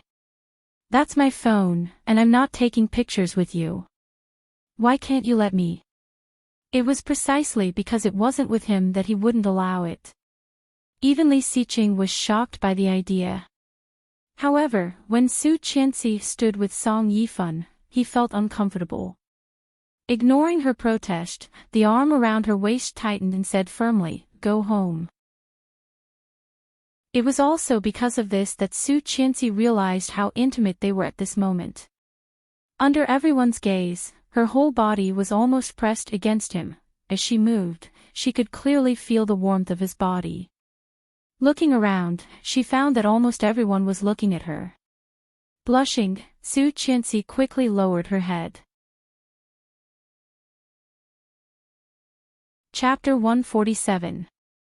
Hearing the exclamations around her, Su Qianxi lowered her head, wishing she could find a hole to hide in. Pushing him, she whispered, "Let go of me." Li Xiqing looked down and could see her pink ears. Cute. He raised his hand and covered her ears. Under Su Qianxi's shocked gaze, he looked at Song Yifan. "I've heard a lot about you, but we should go." Seeing the obvious displeasure in Li Xiqing's eyes, Song Yifan smiled warmly. Nodding, Song Yifan reached into his pocket and took out a card. "This is my business card. Miss Su, we can keep in touch." Song Yifan's business card. Oh my god. Damn, I'm so lucky. Why didn't he pick me? The audience was excited, and Su Qianxi was jumping for joy. Keep in touch. Her idol had given her his business card and asked her to keep in touch with him. Since she came back to life, it was the first time that Su Qianxi had been so happy and lucky. Excitedly slapping his hand away, she turned around and held the small card in her hand. On the card, there was only a name, a number, and an email address. There was no title, but it was completely Song Yifan style. Su Qianxi couldn't help but think of a saying, "Being low-key is the best way to show off." "Can we go home now?" Li Xiqing's gloomy voice came to Su Qianxi's mind. She nodded and looked at Song Yifan. Then, "I'll go." "Yes, is this your boyfriend?" Song Yifan asked. Su Qianxi blinked. Boyfriend? To her, these three words were too far away from her. She had never had a boyfriend before. Shaking her head, Su Qianxi smiled. However, before she came back to herself, she felt a chill behind her. Looking back, she saw Li Xiqing's cold eyes. Feeling cold, Su Qianxi said sensibly, "Let's go home." Getting off the stage and walking out of the restaurant under everyone's gaze, Su Qianxi held the business card tightly in her hand. Her heart was full of excitement. Today, she had not only solved Tang Mingqing's problem, but also met Song Yifan and got the business card of her idol. Su Qianxi felt that she was so lucky. Staring at the business card, she followed him closely. However, in a moment of inattention, the man in front of her suddenly stopped. Su Qianxi was caught off guard and bumped into his strong back. Her nose was sore. With a pained expression, she covered her nose and looked at him with teary eyes. "It hurts," he looked back, but his eyes fell on the business card in her hand. Soon, he looked away. "Is it that nice?" Su Qianxi blinked and smiled. "You look good." Seeing their idol's name card was like seeing their idol in person. How could it not look good? Li Xiqing's eyes darkened as he reached out and took the card from her hand. "Let me have a look." The card was suddenly taken away. She was shocked and reached out to grab it. However, she did not know if Li Xiqing's fingers had been touched by her, or he had deliberately loosened his grip. The card instantly fell from his fingers. It was a sunny and windless day in Connecticut. The business card fell vertically. Under Su Qianxi's nervous gaze, it went into the gap of the drain not far from their feet. Chapter 148. Ah! Business card. She screamed and immediately took a step back, squatting down. In front of her was a dark ditch, water was flowing, and there was a constant stench. The smile on her face suddenly disappeared. She looked up and roared, "Why did you take my business card?" Besides, the road was so wide and spacious. Why did he stop in front of the ditch? Not only did he stop, but he also took the business card at this time and accidentally dropped it. Could it be that he did it on purpose? However, Li Xiqing would not do such a stupid thing, would he? Li Xiqing glanced at her, and a trace of meaning flashed in his eyes. Was this woman throwing a tantrum at him? Well, it seemed that not only was she getting bolder, but her temper was also getting worse. He reached out and picked up the girl squatting on the ground. He said casually, "It's just a business card. I have one too." Then he took out a business card and handed it over. However, the name on it was Li Xiqing. The business card was exquisite and elegant, with a black card and silver lettering. However, when she saw the black business card in front of her, she felt aggrieved. Stomping her feet, she turned around and left. Seeing that she ignored him and left, Li Xiqing's eyes darkened. "Where are you going?" "Home. The car is in the back. I'll go back myself." Li Xiqing raised an eyebrow in surprise. Was she throwing a tantrum? He had thought that she would not throw a tantrum. She looked exactly the same as she did on the first 2 days of their marriage. However, she was much better than before. When he was about to go up, his phone rang. It was Luo Zhan, one of his few good friends. Li Xiqing put the phone to his ear and did not make a sound. "Young Master Li, how much time did you give me?" "Amnesia. No sense of humor at all. Did you find it?" "Of course, but you have to be mentally prepared." Li Xiqing vaguely had a bad feeling. Was there really something wrong with Su Qianxi's background? Su Qianxi, right? Although her last name is Su, she grew up in an orphanage. "Tell me something I don't know," Li Xiqing interrupted. Luo Zhan said. "This is called foreshadowing." "Foreshadowing, understand. This is the same logic as when you go to bed. Without foreplay, how can there be a climax? Don't you think so? Speak human language. Why are you in such a hurry? You will become a 3-second man if you are anxious." Luo Zhan laughed. Driving Li Xiqing crazy was his greatest pleasure. Li Xiqing suppressed the urge to hang up and gritted his teeth in silence. Luo Zhan sensed the sense of crisis and immediately became serious. He coughed lightly and said, "Back then, Su Han, the daughter of the Su family, disappeared mysteriously at the age of 17. According to the investigation, she should have been sold to the deep mountains in the countryside and had a child." Li Xiqing narrowed his eyes. "You mean, it's very likely that your wife is the child that was born from that asterisk asterisk asterisk." Chapter 149. I haven't called the 10 million yet. Luo Zhan shivered and immediately sat up straight, yelling, "Damn, you are so disloyal. I have checked for you, and you still haven't called." Su Qianxi's figure was already far away. Li Xiqing glanced at the small white bag in his hand and did not want to chase after her. He slowly walked to his car, opened the door, and sat back. "If you keep me guessing, I will ask my assistant to bring it back." When Luo Zhan heard this, he immediately smiled flatteringly. In fact, it was nothing. Later, the family moved to the city. Su Han pretended to go grocery shopping, so she was able to escape with her daughter. She wrote a letter about her family background and left it at the door of the orphanage with her daughter's name. She wrote about the Sioux family. Yes, the general contents said that she was the daughter of the Sioux family.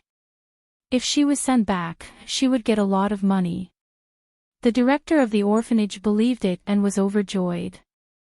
As a result, he sent the baby to the Sioux family, but the Sioux family did not recognize the child as their sister's daughter at all. They even said that if they continued to pester them, they would call the police. So, the child grew up in the orphanage. You don't know these things, right? Yes. He really did not know there was such a layer. He did not expect the Sioux family to be so heartless that they did not even recognize their sister's child. Didn't your old man go on a mission when he was about to retire?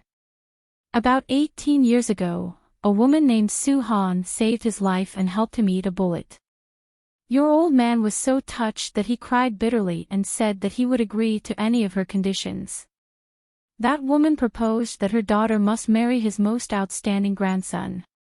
You know this, but I'm curious. Why was the Sioux family willing to recognize that niece later? You don't know the grandpa's means. Li Siqing took out a cigarette and slowly lit it. He did not smoke it, but just watched it burn. With the old man in the middle, how dare the Sioux family not recognize them? However, I also found out something else. Say it. Su Qianxi and Su Jinghua are not related at all. Su Qianxi walked quickly and suddenly found that her white bag had disappeared. She didn't know when it had happened. Right now, she was penniless.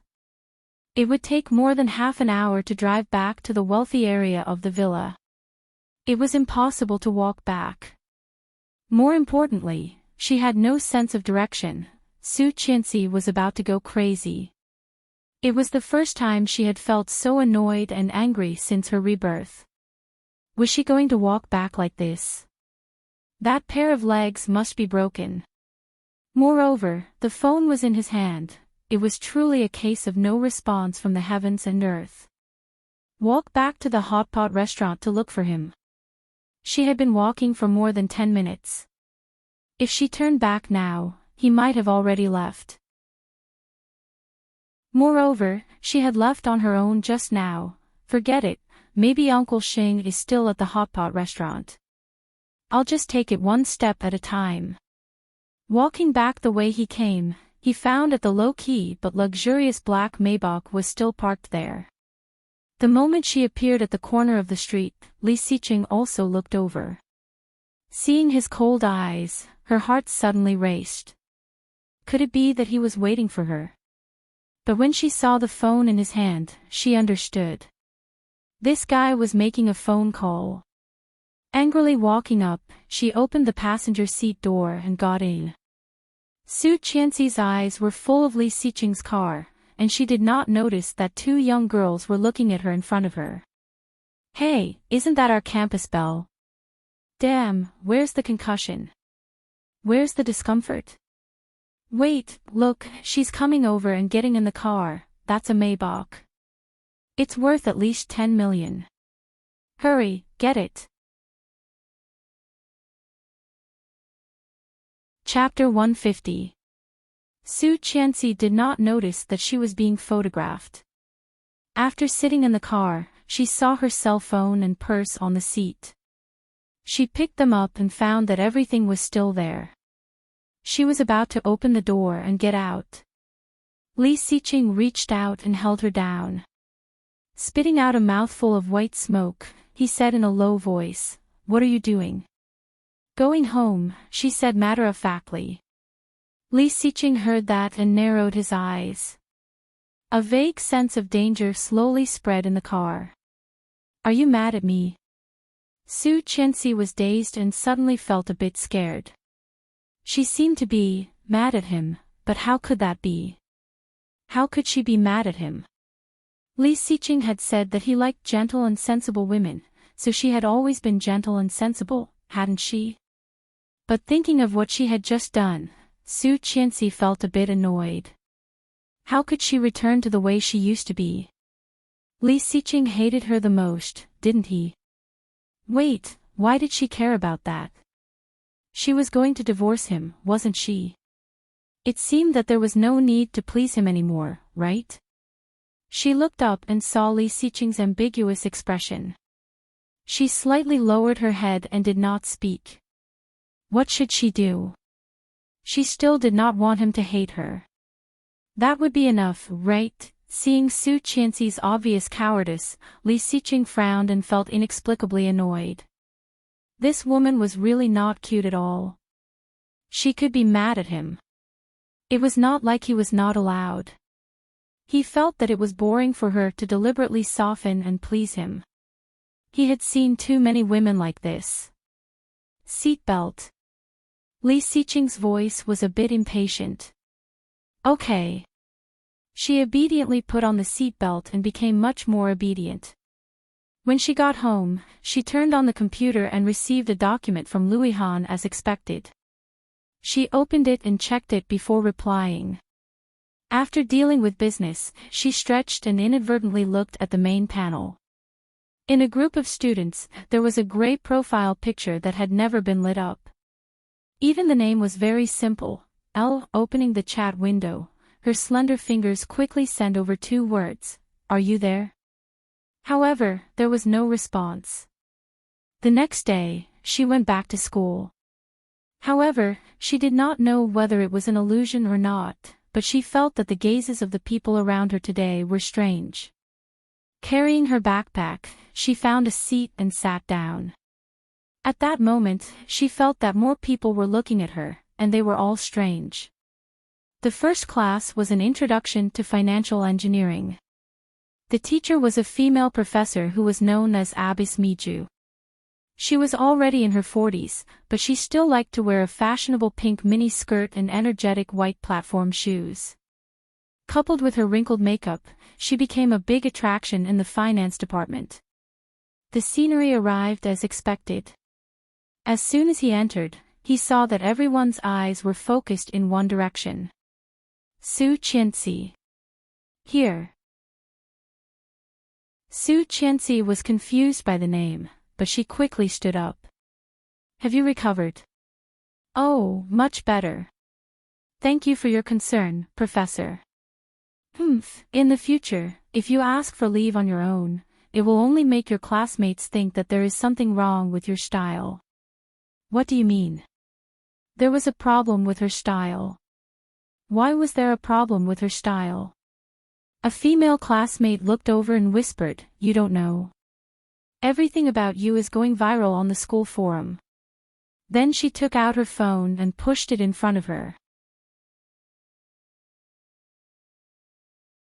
Chapter 151. Su Qianxi knew it was a clickbait. However, Su Qianxi still couldn't help clicking on it. If she guessed right, the cold campus bell was referring to her. Miju Shirtai glanced at her and snorted coldly. Sit down. Just don't bring your bad habits from your daily life to school and affect other students. A bad habit in daily life. That had a lot of meaning. Su Qianxi looked at Miju coldly and asked, "What do you mean by that?" Before Miju Nun said anything, some boys around her spoke up. Stop pretending. You know what the teacher means. Instead of learning the good stuff, you're doing something stupid. Concussion. I think you're a pervert. Ha ha ha. That's so mean. But well said. I thought she was really cold. I didn't expect that she was only cold to us. She's doing those things in secret. Cold campus bell. She's always been alone. I told you she can't be that clean. The words around her became more and more harsh, and Su Qianxi's face became more and more gloomy. Slapping the table, she warned, "Do you have any proof for saying that?" Proof? Look at it yourself. The forum has proof. A boy threw a phone at her, and there was a picture on it. It was the picture of her sitting in Li Xiqing's car when she went back yesterday. Seeing the picture, Su Qianxi calmed down and smiled sarcastically. This is your proof. The boy who threw the phone at her saw her smile and suddenly became dazed. Blushing, he stammered, "Isn't this enough? Me sitting in my family's car is proof that I'm a prostitute." Your family's car? The boy was obviously dumbfounded. How is that possible? Everyone knows you're an orphan. This is a Maybach. This model costs at least 10 million. If your family is so rich, why did you have to work to pay for your tuition in high school? Obviously, her background had been investigated by many people. Su Qianxi heard that and sneered. I wonder if you know about Lu Ainan's incident. As he spoke, he tidied up the books on the desk and stuffed them into his bag. Seeing that Su Qianxi was about to leave, Abbess Miju was furious. Su Qianxi, where are you going? Skipping class. She did not look back. Out of sight, out of mind, with such a teacher and students. Out of the classroom, Su Qianxi pretended to be calm, but she soon collapsed. Who was so gossipy to actually talk about her like that? She opened Weibo and searched for Lu Ainan's case. As the news went down, the video and the news about Mrs. Li all disappeared. The rest was all about Lu Ainan. No wonder no one in the school recognized her as one of the protagonists of the Lu Ainan incident. Forget it. There was no lack of gossip in a place like the school. Maybe in 2 days, this matter would be over. However, she had obviously underestimated the influence of such a thing. In less than 2 days, this matter had already risen to the level of gossip news, becoming the headline of all the major news outlets. Captain Li was sitting in the backyard, playing games on his phone with his glasses on. Suddenly, a message popped up with a striking title: The campus belle of Kingstown University is suspected to have a mistress. She is an orphan, but she wears designer clothes and is driven to and fro by luxury cars. The female university students nowadays are really messy. Their morals are getting worse by the day. Captain Li sighed, but soon remembered something and straightened up. Isn't the campus belle our Chan Chan? Chapter 152. Li Xiqing had just finished the meeting when his phone rang. He clicked it open and saw it was from Dear Baby Grandpa. Seeing the name, he was speechless. Grandpa must have secretly changed the name on his phone again. After changing the name to Grandpa, he clicked on the message. Reading the content of the news, Li Xiqing's eyes gradually became cold. He picked up the phone and dialed the internal line. Soon, Cheng Yu came in. Boss. Li Xiqing threw the phone over. Take care of it. Cheng Yu took the phone and suddenly laughed. What's wrong with these people? However, she did not say anything and turned to leave. Less than 10 minutes after she left, she came back in, frowning. Boss, things seem to be a bit troublesome. Li Xiqing looked up from the pile of documents and looked at Cheng Yu. Cheng Yu looked embarrassed and said, There is something new on the internet. Look. Li Xiqing handed the phone over, and there was another eye-catching title, Breaking. The campus belle of Kingstown University is promiscuous and has been with several men at the same time. The temperature around Li Xiqing suddenly plummeted, and a dangerous atmosphere quickly spread. Cheng Yu only felt a chill run from the top of her head to her toes, and she silently shrank back. Clicking on the news, the first picture was the one of Su Qianxi and Lu Yihan seemingly kissing. How could it be? He had clearly deleted that picture from Tang Mingqing's phone. How could there still be one? Frowning, he scrolled down and saw Su Qianxi getting out of a red Renault. It was Lu Yihan's car. Further down, it was Su Qianxi holding Grandpa's arm and smiling. Then, Su Qianxi and Xing Shiming were sitting opposite each other. Su Qianxi and Lu Yihan were talking and laughing in the hospital bed. Su Qianxi and Louis Han were sitting opposite each other in the coffee shop. Su Qianxi and Fu Lingbing were standing side by side, clinking glasses and drinking. Looking at their clothes, it was from the high school reunion. Further down, it was a picture of Su Qianxi and Su Jingwei eating alone in a restaurant. There was no text description, but all the pictures combined with the title did not need any explanation. All of this was enough for everyone to imagine a blockbuster movie about a delinquent college student who was desperate for money. However, what bothered him was that if he had not been supervising her all the time, it would have been impossible to collect so many photos like this. Li Xiqing narrowed his eyes. Who had been following Su Qianxi? Standing up, he took his coat from the tripod and walked out. Find the source of the picture as soon as possible. The person behind this had obviously been plotting this for a long time.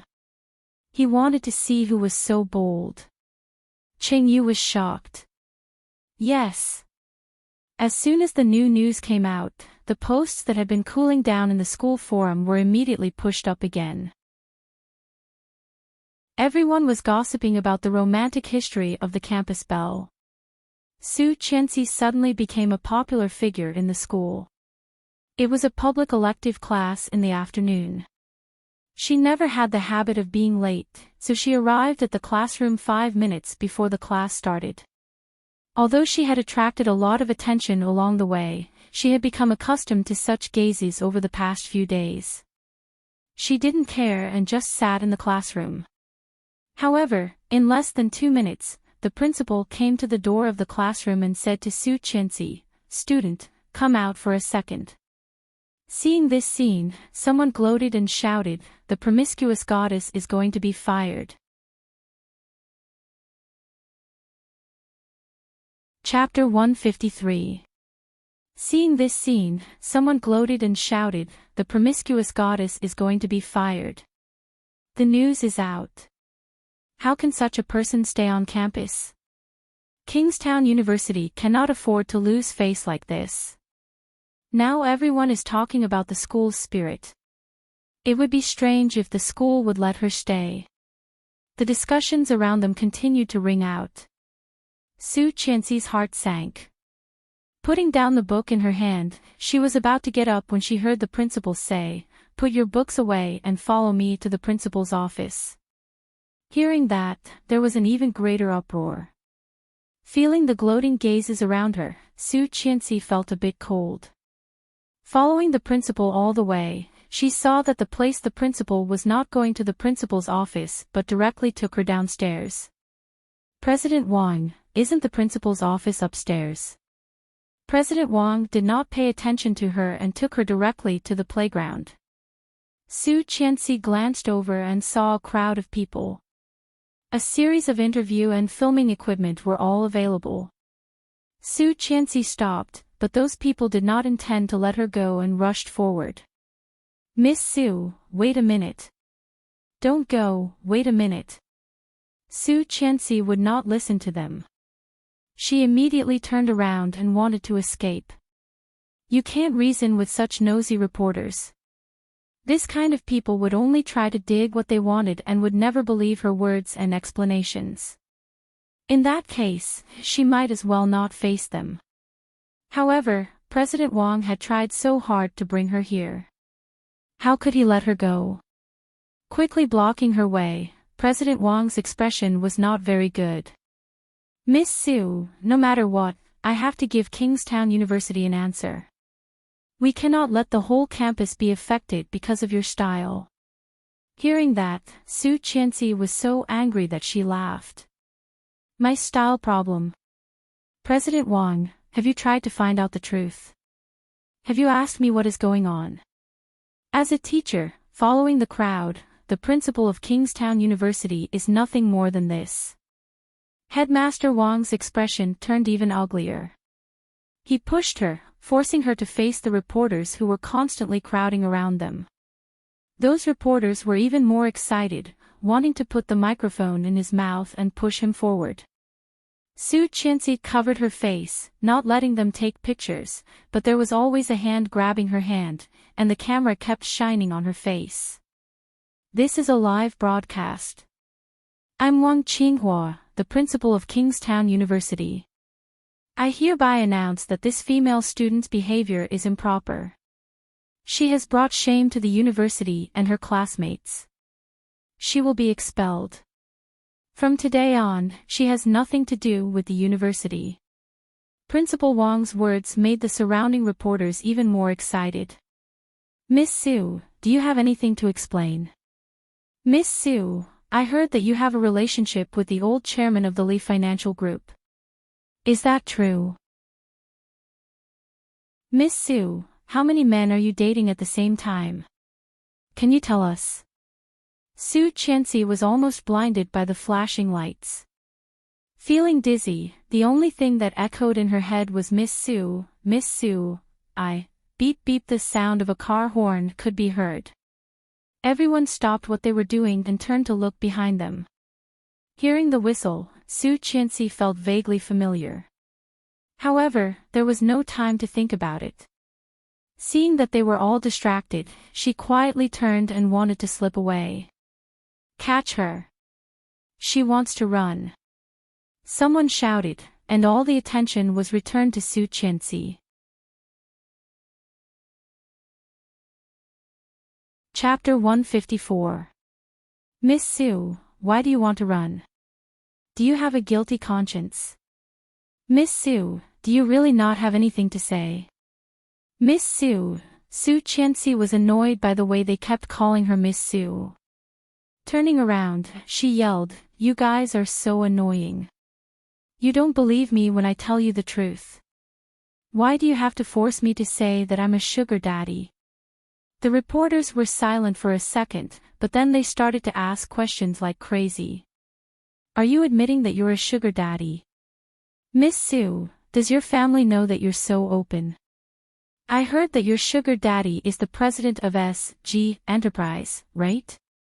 Sue Chancy couldn't take it anymore and sneered, "Do you want to know the truth?" The reporters immediately quieted down, holding their breath, waiting for the next headline. The truth is that the car I got in was my husband's car, and the sugar daddy you've been talking about is Lee Sicheng. Go ask him if you can. Then she turned around and walked away. However, these reporters were not to be trifled with. They immediately surrounded her, making it impossible for her to escape. Mr. Lee is married. Don't you think it's shameless of you to say that? Although Mr. Lee never appears in public, he is known for his integrity. Don't you think it's a slap in the face for you to say that? Mr. Lee would never keep a college girl as a sugar daddy. Miss Sue, while serving the sugar daddy, you are fantasizing about Mr. Lee. Is that right? At the same time, Weibo posted, Campus Belle admits being a sugar daddy and fantasizes about Lee Sicheng. Sue Chancy finally saw what gossip was and what reporters were. She should not have said anything. The more she said, the more mistakes she would make. She shut her mouth and tried to squeeze out, but it was a waste of effort. Beep, beep. The whistle was louder and quieter than before. It was almost right in front of them. Many people were startled by the sudden loud whistle and quickly turned around, only to see a flashy and low-key black Maybach stop behind them. Sue Chancy looked at the car in disbelief. Wow, one of Beauty Sue's rumored boyfriends. Someone shouted, and the reporters immediately changed their target and swarmed toward the black Maybach. The front passenger door was quickly opened. The flashing lights kept flashing, reflecting on the bright car, dazzling everyone's eyes.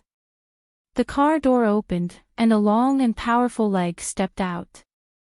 A top-notch handmade blue and black striped suit appeared in front of everyone.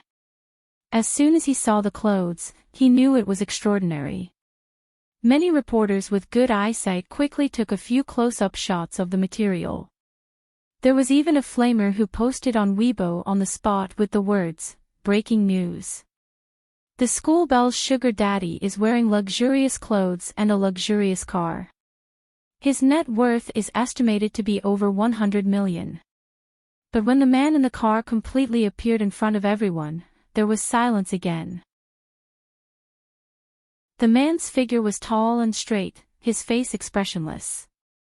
Her almond-shaped eyes were bone-chilling and the aura around her was as cold as ice. Cold. But in the eyes of the reporters, there was a flame of restlessness. However, no one dared to speak first. Everyone knew that Mr. Lee had a bad temper. There was silence for 1 second, 2 seconds. Finally, a female reporter couldn't help but ask, "Mr. Lee, what are you doing here?" Chapter 155. No one had expected that Li Xiqing would answer. No one had expected him to answer like that. What kind of answer was that? Picking up his wife from class. This was a university. Could it be that his wife was a college student? No, that was impossible. Because she was a teacher here. Everyone was dumbfounded, looking at Li Xiqing. Li Xiqing walked straight toward Su Qianxi with his long legs, looking tall and handsome. What was going on? Li Xiqing, who had always stayed away from women, was walking toward this flirtatious campus belle. What kind of joke was that? Everyone suddenly felt that their brain circuits were not enough.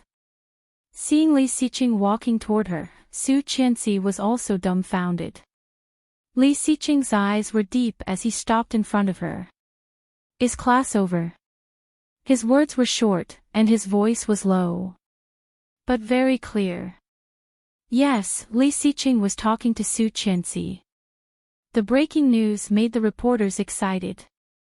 Their hands seemed to be equipped with motors as they kept taking pictures. One reporter even asked, "Mr. Li, you said you are here to pick up your wife. May I ask who your wife is? Is she a teacher at Kingstown University?" Mr. Li Xiqing did not plan to answer them. Seeing Su Qianxi's dumbfounded face, he was displeased. "Are you mute?" Su Qianxi blinked, nodded, and then shook her head. "What do you mean?" "I was supposed to be in class, but I was called out." "By who?" "Him." Su Qianxi pointed at President Wang. Principal Wang only felt Li Xiqing's threatening gaze and immediately felt a chill run down his spine. Li Xiqing narrowed his eyes, looking confused and questioning, "Why?" "He wants to expel me and kick me out of the university." Su Qianxi felt like a child who was complaining. After seeing Li Xiqing, she felt indescribably safe. The pressure around Li Xiqing was even lower as he asked again, "Why?" However, this time, he was not asking Su Qianxi, but President Wang. Facing the gazes from all directions, Headmaster Wang braced himself and said, "This female student's style and values are not right. She has a rotten private life and has brought shame to the university. Kingstown University cannot afford to keep such a student." Hearing the accusations, Li Xiqing thought for a while, but his eyes became colder. Arching an eyebrow, he asked, "How come I didn't know about her private life? From the moment they got married until now, other than the first day, she had always been clean." Principal Wang, however, did not know this. When he heard his question, he thought that he was curious and hurriedly explained, "Usually, these kinds of girls are best at deceiving people with their pure and innocent appearance. In reality, they are with several people at the same time. If not, how can they survive? You are talking nonsense." Su Qianxi was furious.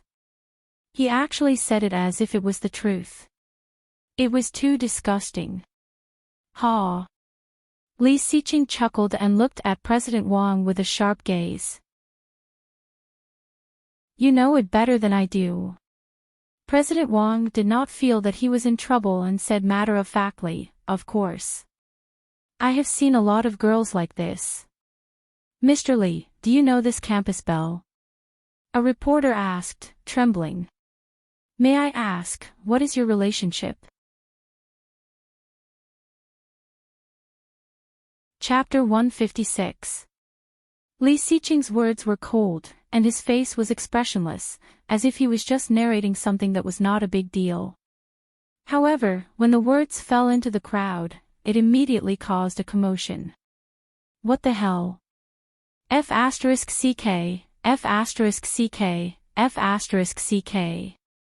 Su Qianxi is Li Xiqing's wife. They are husband and wife. Are you serious? That's impossible. Incredulous voices sounded one after another, and Su Qianxi also looked at the indifferent man in front of her incredulously. Her heart, which she had already decided to seal, was split open by this sentence of his, revealing a throbbing heart. Once again, it started to beat slowly. Mr. Li, is what you said true? Mr. Li, do you know that Su Qianxi's private life is so messy? Mr. Li, Su Qianxi has so many affairs. As her husband, do you have anything to say? After coming back to their senses, the group of reporters seemed to be on steroids, and they kept bursting out incisive questions one after another. Li Xiqing's face became colder and colder. His eyes turned cold and his body turned sideways, emitting a cold aura in all directions. The reporters gradually stopped talking. At that moment, everyone felt threatened. No one could tell what Li Xiqing was feeling or his expression at the moment. Su Qianxi was behind him, her heart pounding. At the same time, she was nervous and angry. Reaching out, she tugged at his shirt and whispered, "Let's go. These people are so disgusting. Who knows what they will write later." Li Xiqing's rough hand covered the back of her hand. Feeling the warmth, Su Qianxi's heart skipped a beat. He was holding her hand. In front of so many reporters, and it was a live broadcast. Su Qianxi was shocked and frightened. In her previous lifetime, he hated it when she mentioned that she was Mrs. Li. What did he mean now? She wanted to pull her hand back, but he held it down. He did not look back. Instead, he pulled her out from behind him and hooked her in front of him with his long arm. The explosive scene was captured by the flashing lights. Li Xiqing looked as usual, not noticing the excitement in the eyes of the reporters. He said indifferently, "Now, I will help you sort out the relationship between them." Slowly picking up his phone, he opened the web page and pointed at the photo of Su Qianxi holding Grandpa's arm. "The old man in the photo is my grandpa." In front of the TV, Captain Li was so angry that his beard was trembling. "You little brat, what do you mean by old man?" Li Xiqing had no idea that he had been scolded by Captain Li. He continued, "Su Zhenghua is her elder." Hearing this, the person who edited the press release felt uncomfortable and coughed lightly. He was just having a meal with an elder. Could it be that he would get involved with an elder? The young master of the Fu family, a class gathering. Most people knew who Fu Lingbing was. Many reporters also knew about the class reunion, so they nodded. What about the last one? The man with the most close-ups and the most shots. There should be more to this, right? You should have nothing to say about this, right? Chapter 157. The scene was silent.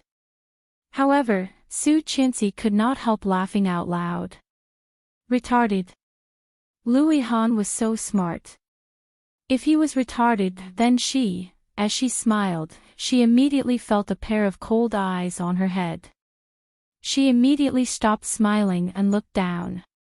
The reporters were shocked. Some of them had already posted on Weibo, "God's reversal."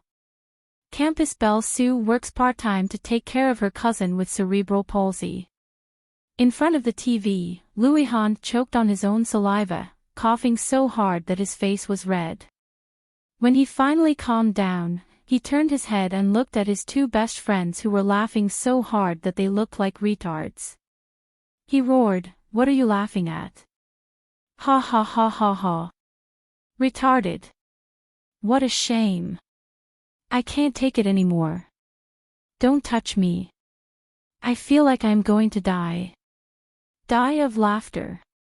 Ha ha ha ha ha. Louis Han clenched his fists and stomped his feet. Bastard Li Xiqing. Ha ha ha ha. Retarded Lu, it's your fault for being so close to his wife. If it were me, I would definitely make you look like you have AIDS. Louis Han kicked him and said, "Screw you. I will definitely teach this guy a lesson. After Chanchan's incident is over, I will hack his computer and put 16T seeds in it." Louis Han's best friend's eyes lit up. Begging for seeds. F***ck off. Louis Han punched him on the shoulder again. "Are you done yet?" "A long time ago." These pictures came from 2 devices. One is the camera of a small detective agency, and the other is from a mobile device. "Oh, it is our old classmate. Guess who it is?" "Lu Ainin." The guy looked surprised. "How did you know?" This kind of news is enough to ruin any girl. Except for Lu Ainin, I can't think of anyone else who hates Chanchan so much and is willing to spend so much money on the news. Louis Han sneered. His usual frivolous look was very serious at this moment. "Isn't Lin wanting going to get married? Since Lu Ainin has done this to Chanchan, how can we not make her pay? What do you want to do?" "You should go and ask Chanchan. She's the one who has the final say." A week passed. Every time he opened Weibo or read news, the headlines were all about Campus Belle Su, Li Xiqing, and Kong University promiscuous girls. Among them, the most eye-catching one was breaking headlines. The campus belle of Kingstown University is the secret wife of the nation's husband. In just a few days, Su Qianxi had fallen from an ordinary person to hell, and from hell to heaven. This was the first time he had experienced such ups and downs in both his previous and current lives. Through such an incident, Su Qianxi had received a lot of attention at school. In the past, it was because of her face, the face that was known as the campus belle. Now, it was because of Li Xiqing. President Qinghua Wang was suspended, and soon, a new president was announced. Time passed quickly, and a week had passed. Soon, it was September 30th. Captain Li called Su Qianxi and Li Xiqing back to the old house to prepare for the trip tomorrow. Chapter 158. Su Qianxi did not have any classes in the afternoon. When she received the call from Grandpa, Li Xiqing was still at the company. When she returned to the old house alone, it was after 2 p.m. Carrying a simple suitcase home, Han Sen saw Tang Menjing crying in the living room. In this world, Tang Menjing was the person Su Qianxi hated the most. Frowning, Su Qianxi chose to ignore her and was about to go back to her room. However, Tang Menjing did not let her. Looking at her with tears, she said, "Su Qianxi, I heard you were coming back today, so I waited for you here." Qin Shuhua had always liked Tang Menjing. Sitting next to her, she comforted her. Hearing Tang Menjing's voice, her heart was broken. "Su Qianxi, Tang Menjing is talking to you. Respond to her," Qin Shuhua said in a blaming tone. Lu Sa had already taken Su Qianxi's luggage and sent it to her room. Hearing Qin Shuhua's voice, Su Qianxi stopped and turned around. "Xiqing is coming back soon. I remember he said that you are not welcome to come to our house again. Go before he comes back." Tang Menjing heard that and burst into tears. Looking at Qin Shuhua, she said, "Auntie, don't be afraid. I'm right here. Xiqing is good at talking. He will not really mind that you are here.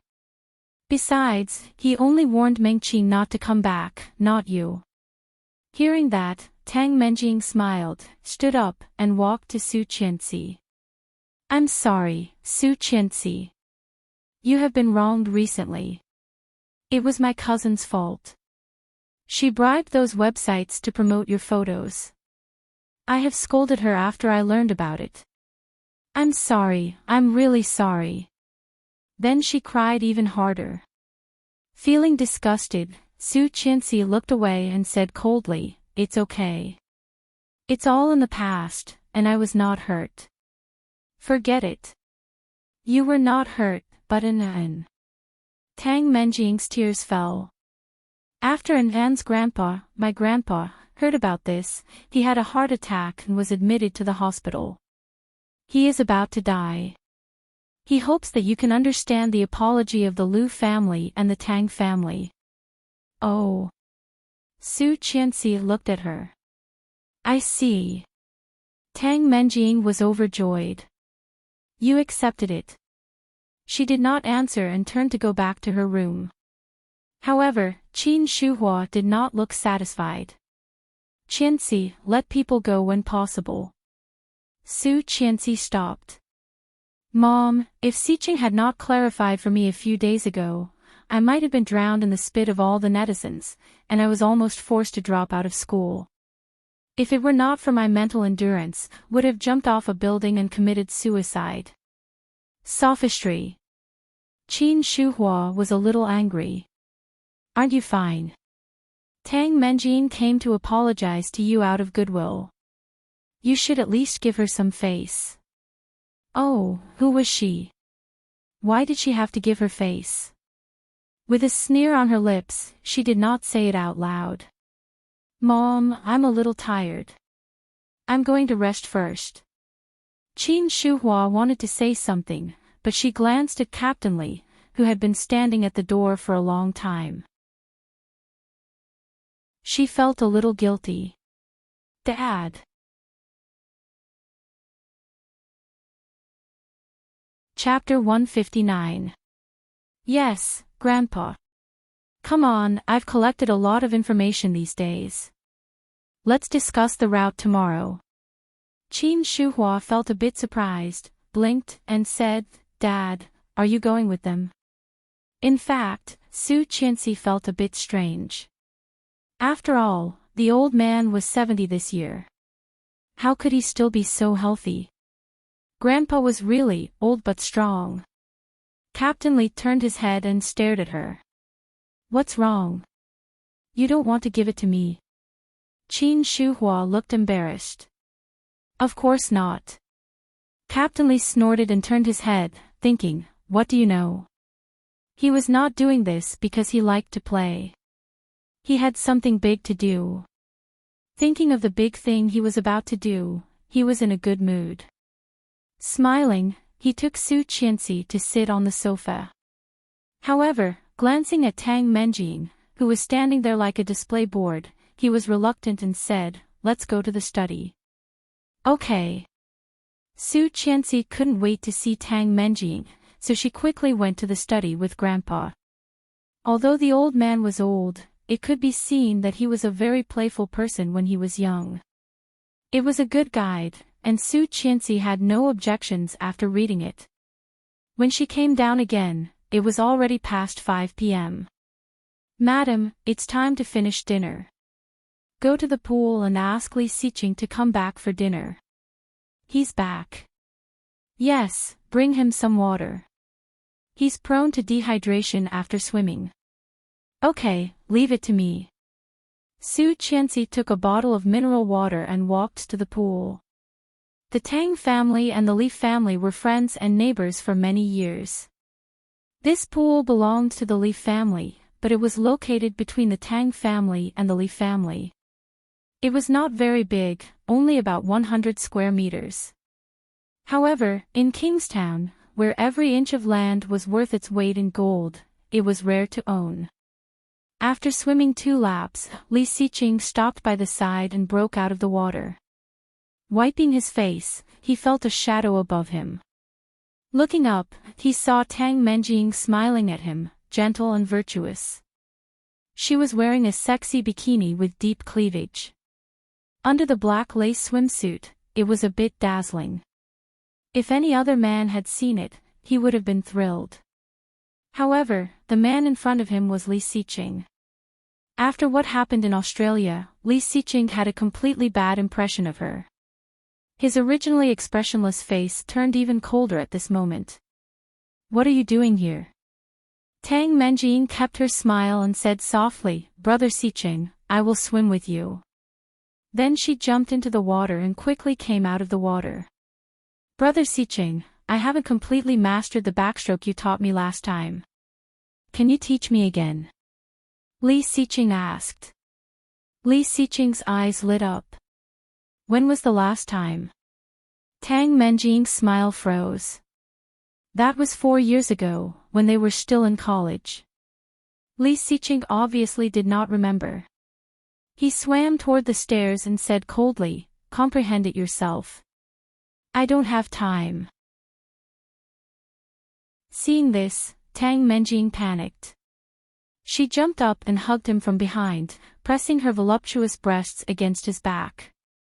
"Brother Siqing, can you forgive me? I was too stupid last time. I will never do that again."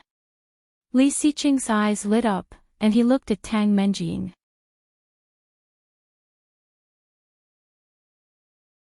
Chapter 160. Li Siqing pushed her away and turned around to face her.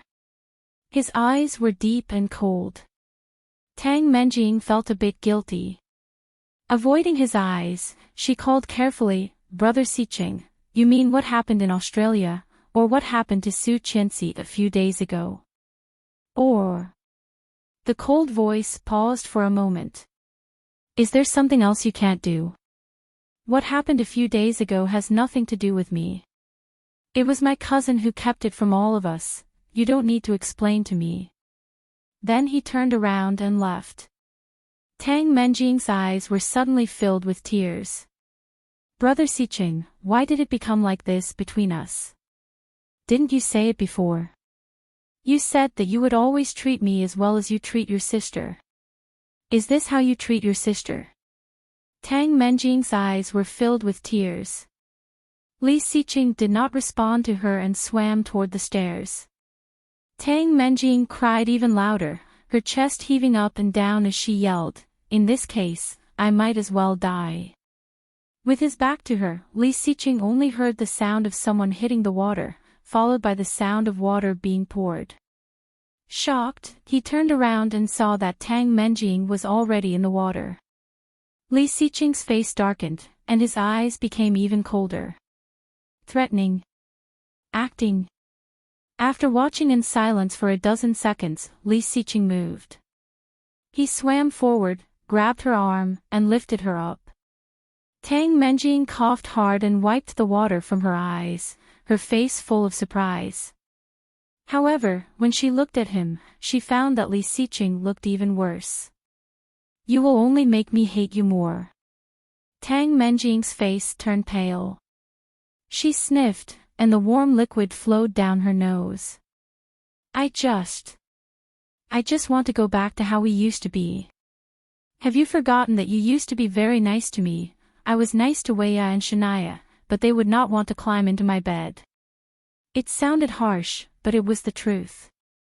All Tang Menjing wanted was to climb into his bed and be his woman. But for a girl like Tang Menjing, it was like being stripped naked and thrown on the street for everyone to see.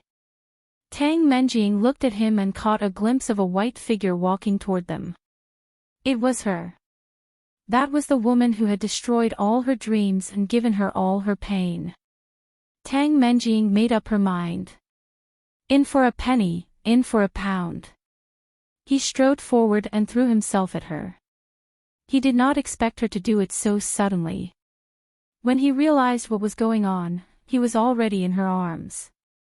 Tang Menjing put her hands and legs firmly on his body, like an octopus. Her voluptuous breasts clung to his well-defined chest.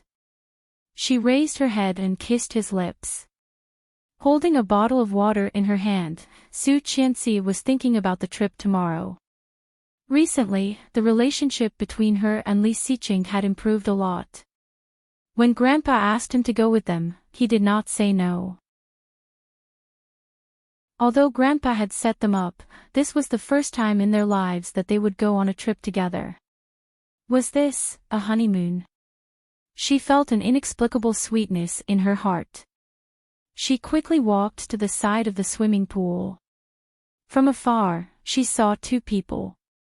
A man and a woman, entangled and kissing. Chapter 161. Her heart felt like it had been hit by something, and the bottle of water in her hand fell to the ground. Su Qianxi clearly saw the provocative look from Tang Menjing, and her heart trembled. The fire in her heart that had been rekindled in the past few days was extinguished under such a look.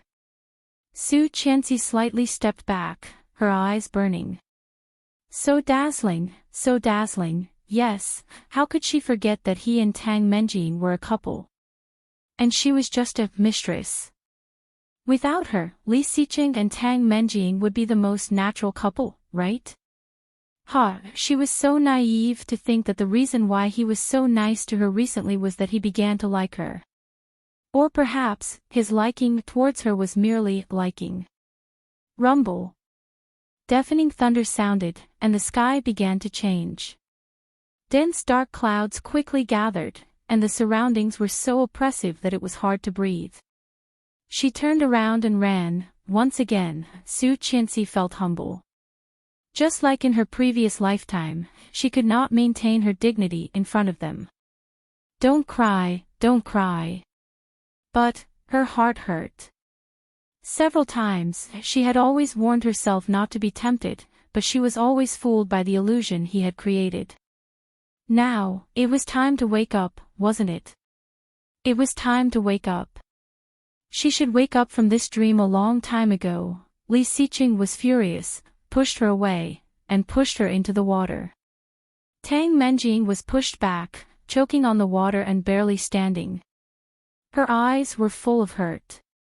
Brother Xiqing, Li Xiqing washed his mouth with water, turned around, and went ashore in disgust. Covering himself with a big towel, he hurried away. Big drops of rain fell from the sky. They fell on Tang Menjing's head, face, body, and heart. Her heart was burning with pain, and so was her face. With her looks and figure, she had never met a man who had rejected her again and again. You will regret this. All of you will regret this. On the shore, Tang Menjing was not in a hurry to go home in the heavy rain. Instead, she picked up her phone and made a call. On October 15th, Mr. Li will hold a reception for his granddaughter-in-law. Before that, I want you to create a big scandal. Can you do it? For example, the bigger the scandal that will make her unable to stay in the Li family, the better. Rumble. Tang Menjing crossed her arms and gritted her teeth harder. No, it has to be done secretly. I want to destroy her on the day of the party. The purple gold lightning split the sky in half. The dark clouds squirmed, as if they had turned into malicious ghosts and vengeful spirits, wailing and wailing. In the bathroom, she took a deep breath in the mirror, opened the door, and walked out. Li Xiqing happened to walk in, wearing only a pair of swimming trunks. His well-defined muscles were dripping water, outlining his strong and healthy lines. She glanced at him and quickly looked away. When she was about to walk around him, he caught her arm. They looked up, and in a flash, their eyes met. What's wrong with your eyes? They were red, as if she had been crying. She pushed his hand away and shook her head. It's none of your business. She sounded a bit impatient. Walking around him, she opened the door and walked out. Li Xiqing narrowed his eyes dangerously, a bit of confusion flashing in his cold eyes. Chapter 162. Su Qianxi left the room and was called to the dining room by Grandpa. When Li Xiqing arrived, it was already 10 minutes later. Li Siqing's father was also home, and the family was happy. Captain Li was in a good mood. After greeting Li Siqing's father, he looked at Su Qianxi and said kindly, "Chan, when will Grandpa have a great-grandson?" Su Qianxi was drinking soup. Hearing the old man's question without any warning, she almost choked. When she was thinking about how to answer, Li Siqing wiped his mouth with a tissue and said slowly, "Soon." Captain Li was pleasantly surprised and asked excitedly, "Are you pregnant again?" However, Nanny Rong said that they had been sleeping in separate rooms. Did they get together again without Nanny Rong knowing? Ayaya, he knew it. A tiger doesn't have any grandchildren. This brat will be successful sooner or later. Not yet. Li Siqing put down the tissue and said seriously, "I will try my best." Ahem. Su Qianxi felt she was choked by her own saliva and coughed heavily. Her eyes became wet and red. "What's wrong?" Li Siqing turned his head and asked. Qin Shuhua looked at her son with a hint of rebuke in her eyes. She smiled and said, "You're shy. Can't you tell? Ha ha ha. We are family. No need to be shy." Li Siqing's father was also in a good mood. "But you don't have to rush. You can think about it after graduation." "Why wait until graduation? You will be a senior next year. You should start your internship and prepare for pregnancy," Qin Shuhua suggested. Hearing that, Li Siqing curled his lips. With a deep look in his eyes, he picked up the bowl of soup beside him and took a sip. He would try his best to plant a seed before the divorce contract expired. By then, she would not be able to escape even if she wanted to. There was still a long time. He would take it slow. At that time, no matter how much she liked Louis Han, he would not let her go easily. "I'm full." Su Qianxi stood up, her cheeks and eyes slightly red. She hurriedly walked out and said, "I'll go up first." "Dad, Mom, Grandpa, enjoy. How can you give me a great-grandson if you eat so little?" Grandpa was a bit dissatisfied, but she had already walked away and did not want to look back. Seeing Su Qianxi's figure disappeared, Lu Sa came over and whispered, "I think the second young mistress is not in a good mood. She probably remembers the child.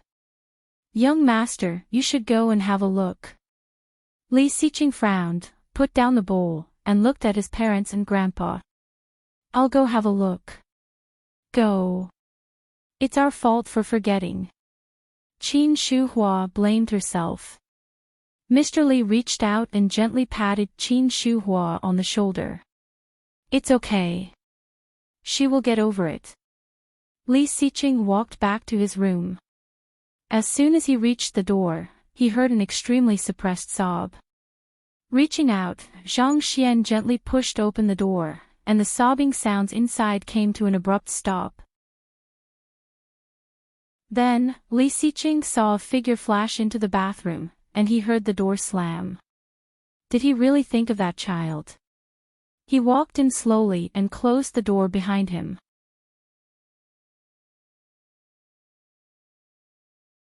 Chapter 163. She wiped her tears and forced herself to calm down. "What's up?" "I'm going to take a shower." It was hard to tell that she had cried. Li Siqing's eyes darkened.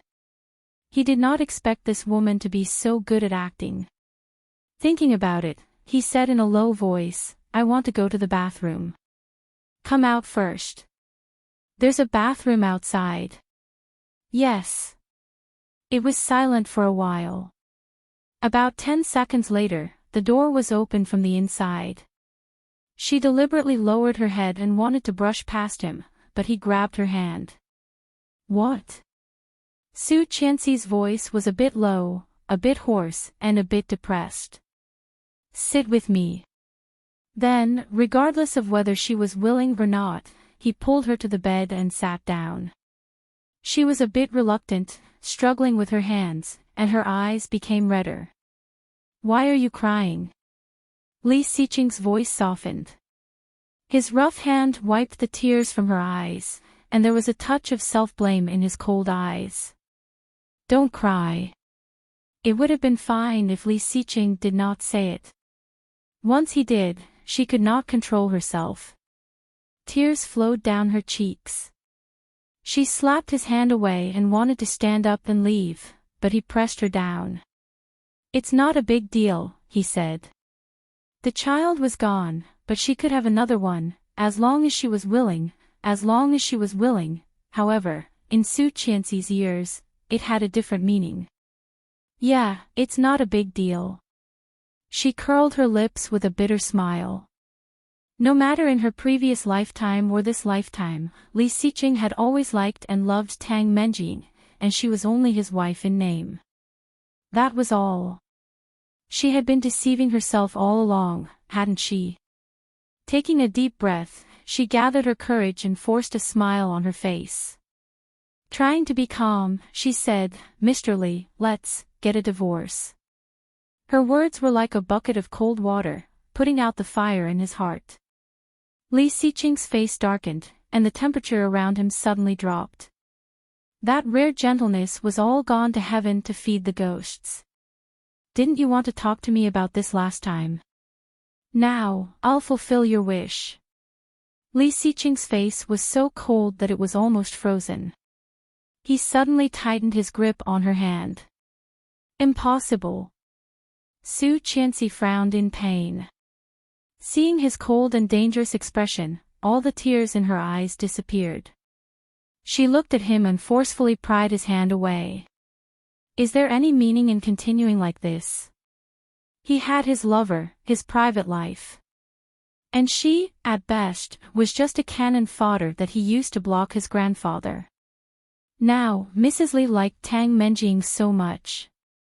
If Tang Menjing could put in a good word for Mr. Li might be able to persuade him.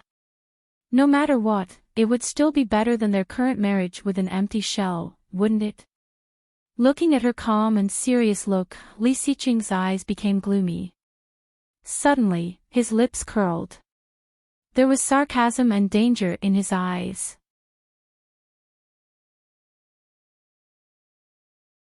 Chapter 164.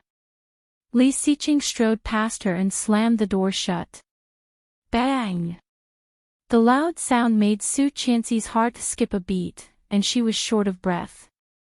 The commotion here had also spread outside. Under everyone's gaze, Li Xiqing walked out of the door. Qin Shuhua hurried over and asked, Did you fight? Su Qianxi shook her head, pursed her lips, and said that she was tired. She walked Qin Shuhua out the door. Li Xiqing did not come back for the rest of the night. The next morning, Lu Sa knocked on the door, helped her with her luggage, and took her things out. Su Qianxi's eyes were a bit swollen. Fortunately, it was not too serious. After a hot compress, she put on some light makeup, and it was completely gone. Captain Li did not seem to know that Li Xiqing and Su Qianxi had quarreled. He was in high spirits, discussing the travel strategy with Su Qianxi. He talked incessantly and excitedly. Grandpa's car was an old military Hummer, and the driver was the son of his adjutant when he was young. Su Qianxi knew them all. In her previous lifetime, they were the ones who accompanied her the most. But in this lifetime, she probably could not see them more than a few times.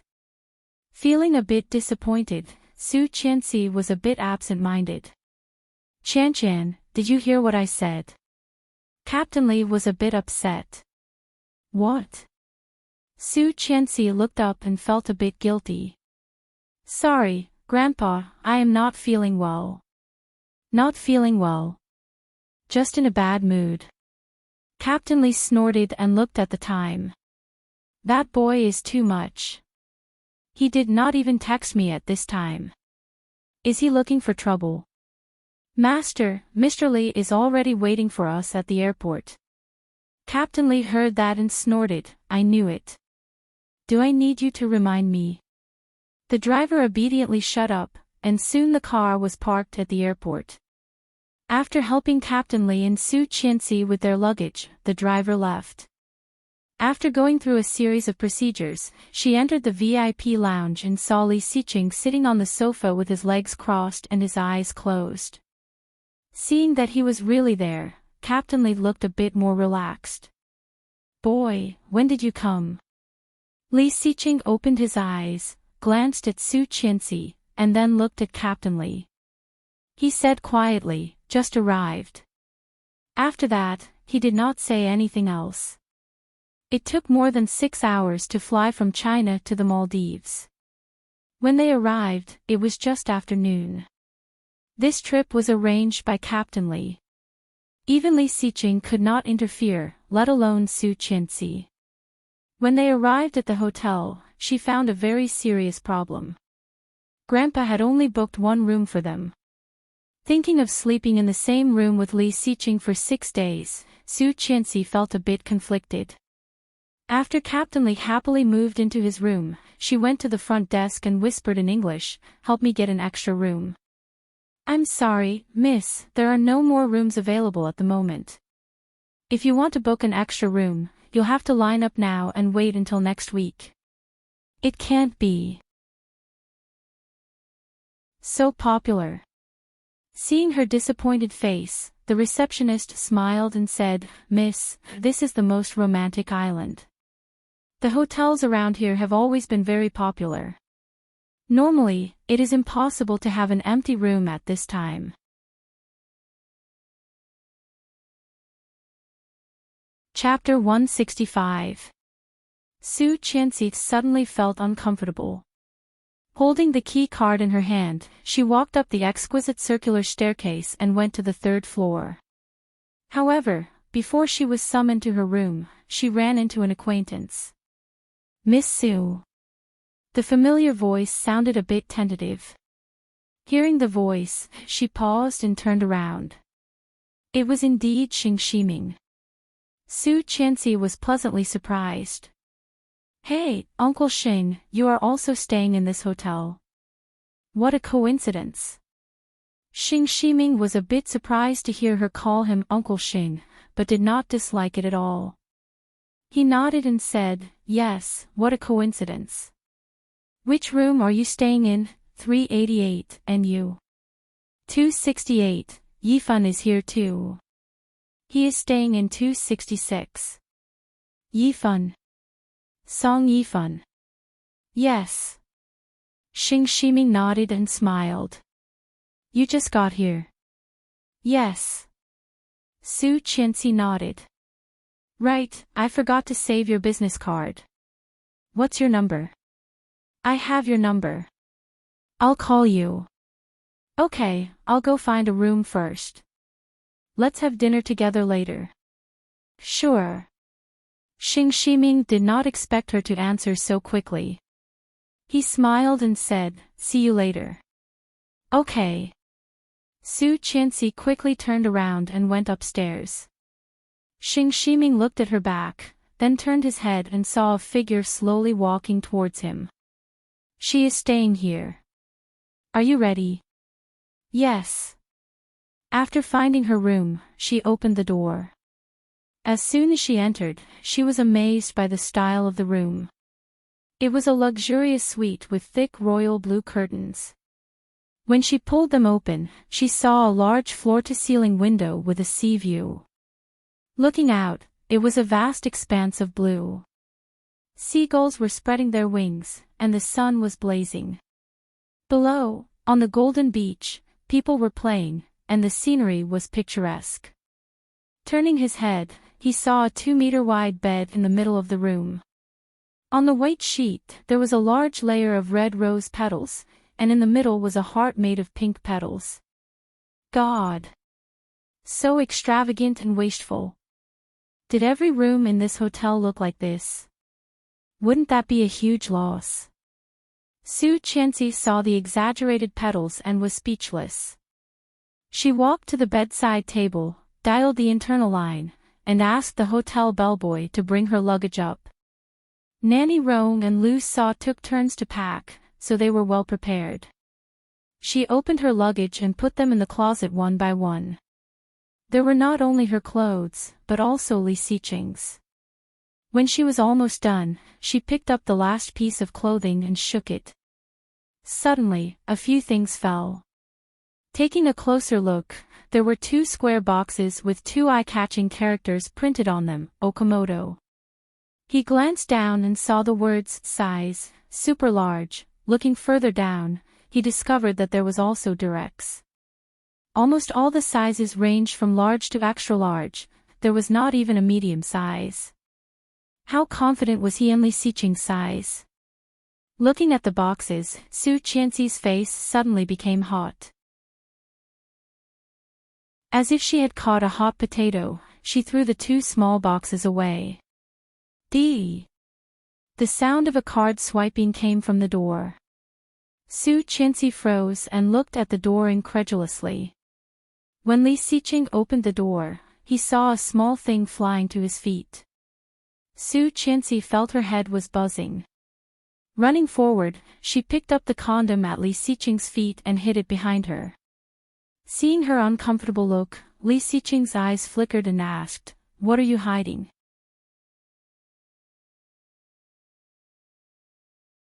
Chapter 166.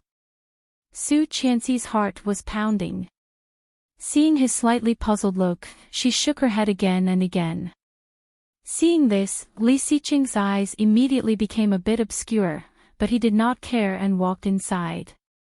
Seeing him walking in, Su Qianxi breathed a sigh of relief, but she immediately realized that there was more inside.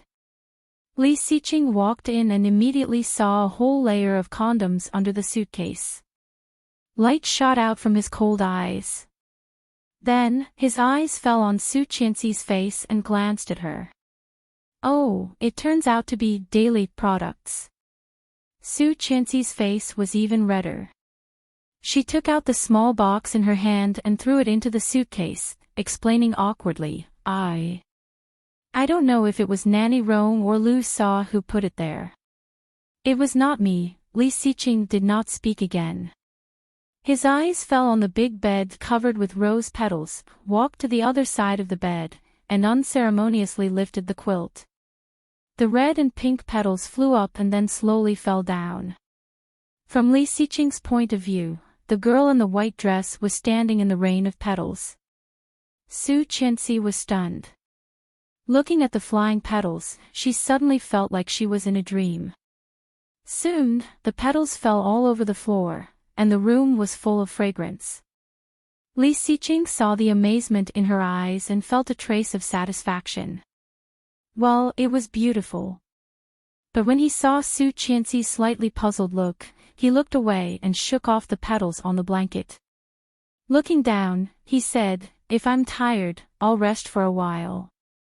I'll go down later." Then he strode forward, closed the suitcase, put it on the cabinet, opened the wardrobe, took out a set of clothes, and walked into the bathroom. Su Qianxi was dazed. Was he cleaning the bed for her? But very quickly, he shook his head, and the corners of his lips curled up in a mocking smile. He probably just did not want to see that dazzling pink heart. Taking a deep breath, Su Qianxi patted the white dress on her body, opened the wardrobe, and took out a set of loose pajamas. She changed in the room and lay directly on the bed. When he came out of the shower, she was already sound asleep. Taking a dry towel to dry his hair, he inadvertently glanced at Su Qianxi's cell phone on the bedside table, and a pleasant ringtone rang. It was an unknown number, and the caller ID was Connecticut. Vaguely feeling that the number was a bit familiar, Li Xiqing frowned and picked up the phone. "Hey, Miss Su, come down and have a meal with me. I'm sitting by the window in the hall. I can see the sea view outside." After a moment of silence, he asked, "Are you also in the Maldives?" In addition, from his tone, he must have known that Su Qianxi was also in this hotel. Could it be that they had arranged this beforehand? No, Su Qianxi didn't even like him, so she should not like this kind of guy. Did he follow her? Li Xiqing's eyes darkened, and his aura became even colder. Such an old man was almost old enough to be her father. Was he sure that he could eat this young grass? Xing Shiming suddenly heard a male voice and thought that he had called the wrong number. After checking to make sure it was Su Qianxi's number, he asked, "Are you Miss Su's husband? Where is she?"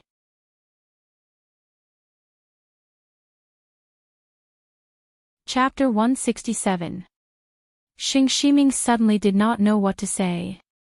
He did not know if it was an illusion, but he felt that Li Xiqing was hostile to him. He guessed that Su Qianxi was asleep, but he could have just said, in bed, or asleep. Yet, he said, on my bed. This sentence made people think too much. Don't misunderstand, what is it? Li Xiqing's cold voice could be heard over the phone. No matter how thick-skinned Xing Shiming was, he knew that Li Xiqing did not want him to call Su Qianxi, so he explained, "I don't mean anything else. I just want to, don't call me if you have nothing to say." His cold voice did not fluctuate much, with a strong sense of Li Xiqing's style. Immediately, the call was hung up. Xing Shiming had never been humiliated like this before, feeling a bit embarrassed. Looking at the man in front of him, he sighed, "It seems that it will be difficult to see her this time." Hanging up the phone, he glanced at Su Qianxi, who was sleeping soundly, unaware of what was going on around her. She was like a little pig, not even waking her up. With a smile, Li Xiqing looked at Su Qianxi's phone again. After putting the number into the blacklist, he put it back in its original position. Su Qianxi was woken up by hunger. The Maldives was 3 hours later than China. When she woke up, it was already past 7 p.m., which meant it was past 10 p.m. in the capital. No wonder she was so hungry. Jumping out of bed, Su Qianxi quickly washed up and was ready to go downstairs to find food. Picking up her phone, she saw a WeChat message from Grandpa, "Qianqian, I am downstairs in the dining room. Come down with your baby grandson.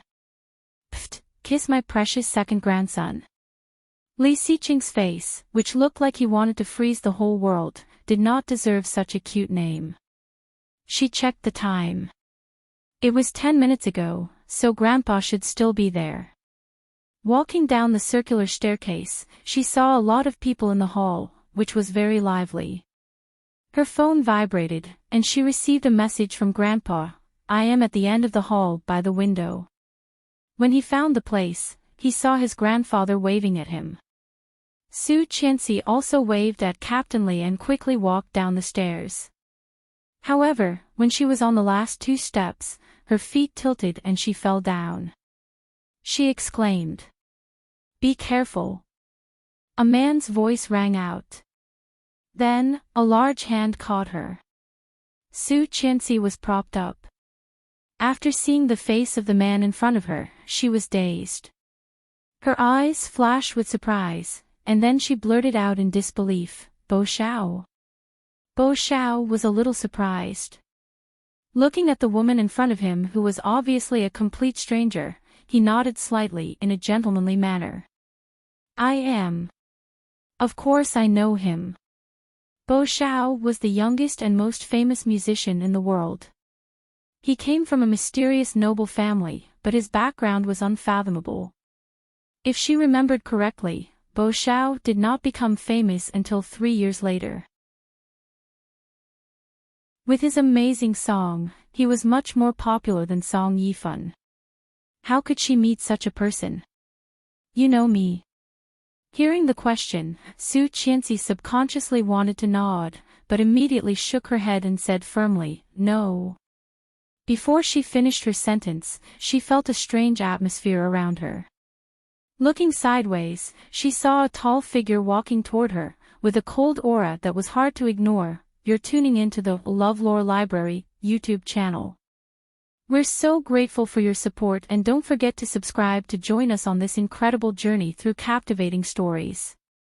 Your generosity through donations truly makes a world of difference, as it's the primary source of revenue that allows me to expand and enhance this channel for you. Thank you from the bottom of my heart for being a part of this adventure.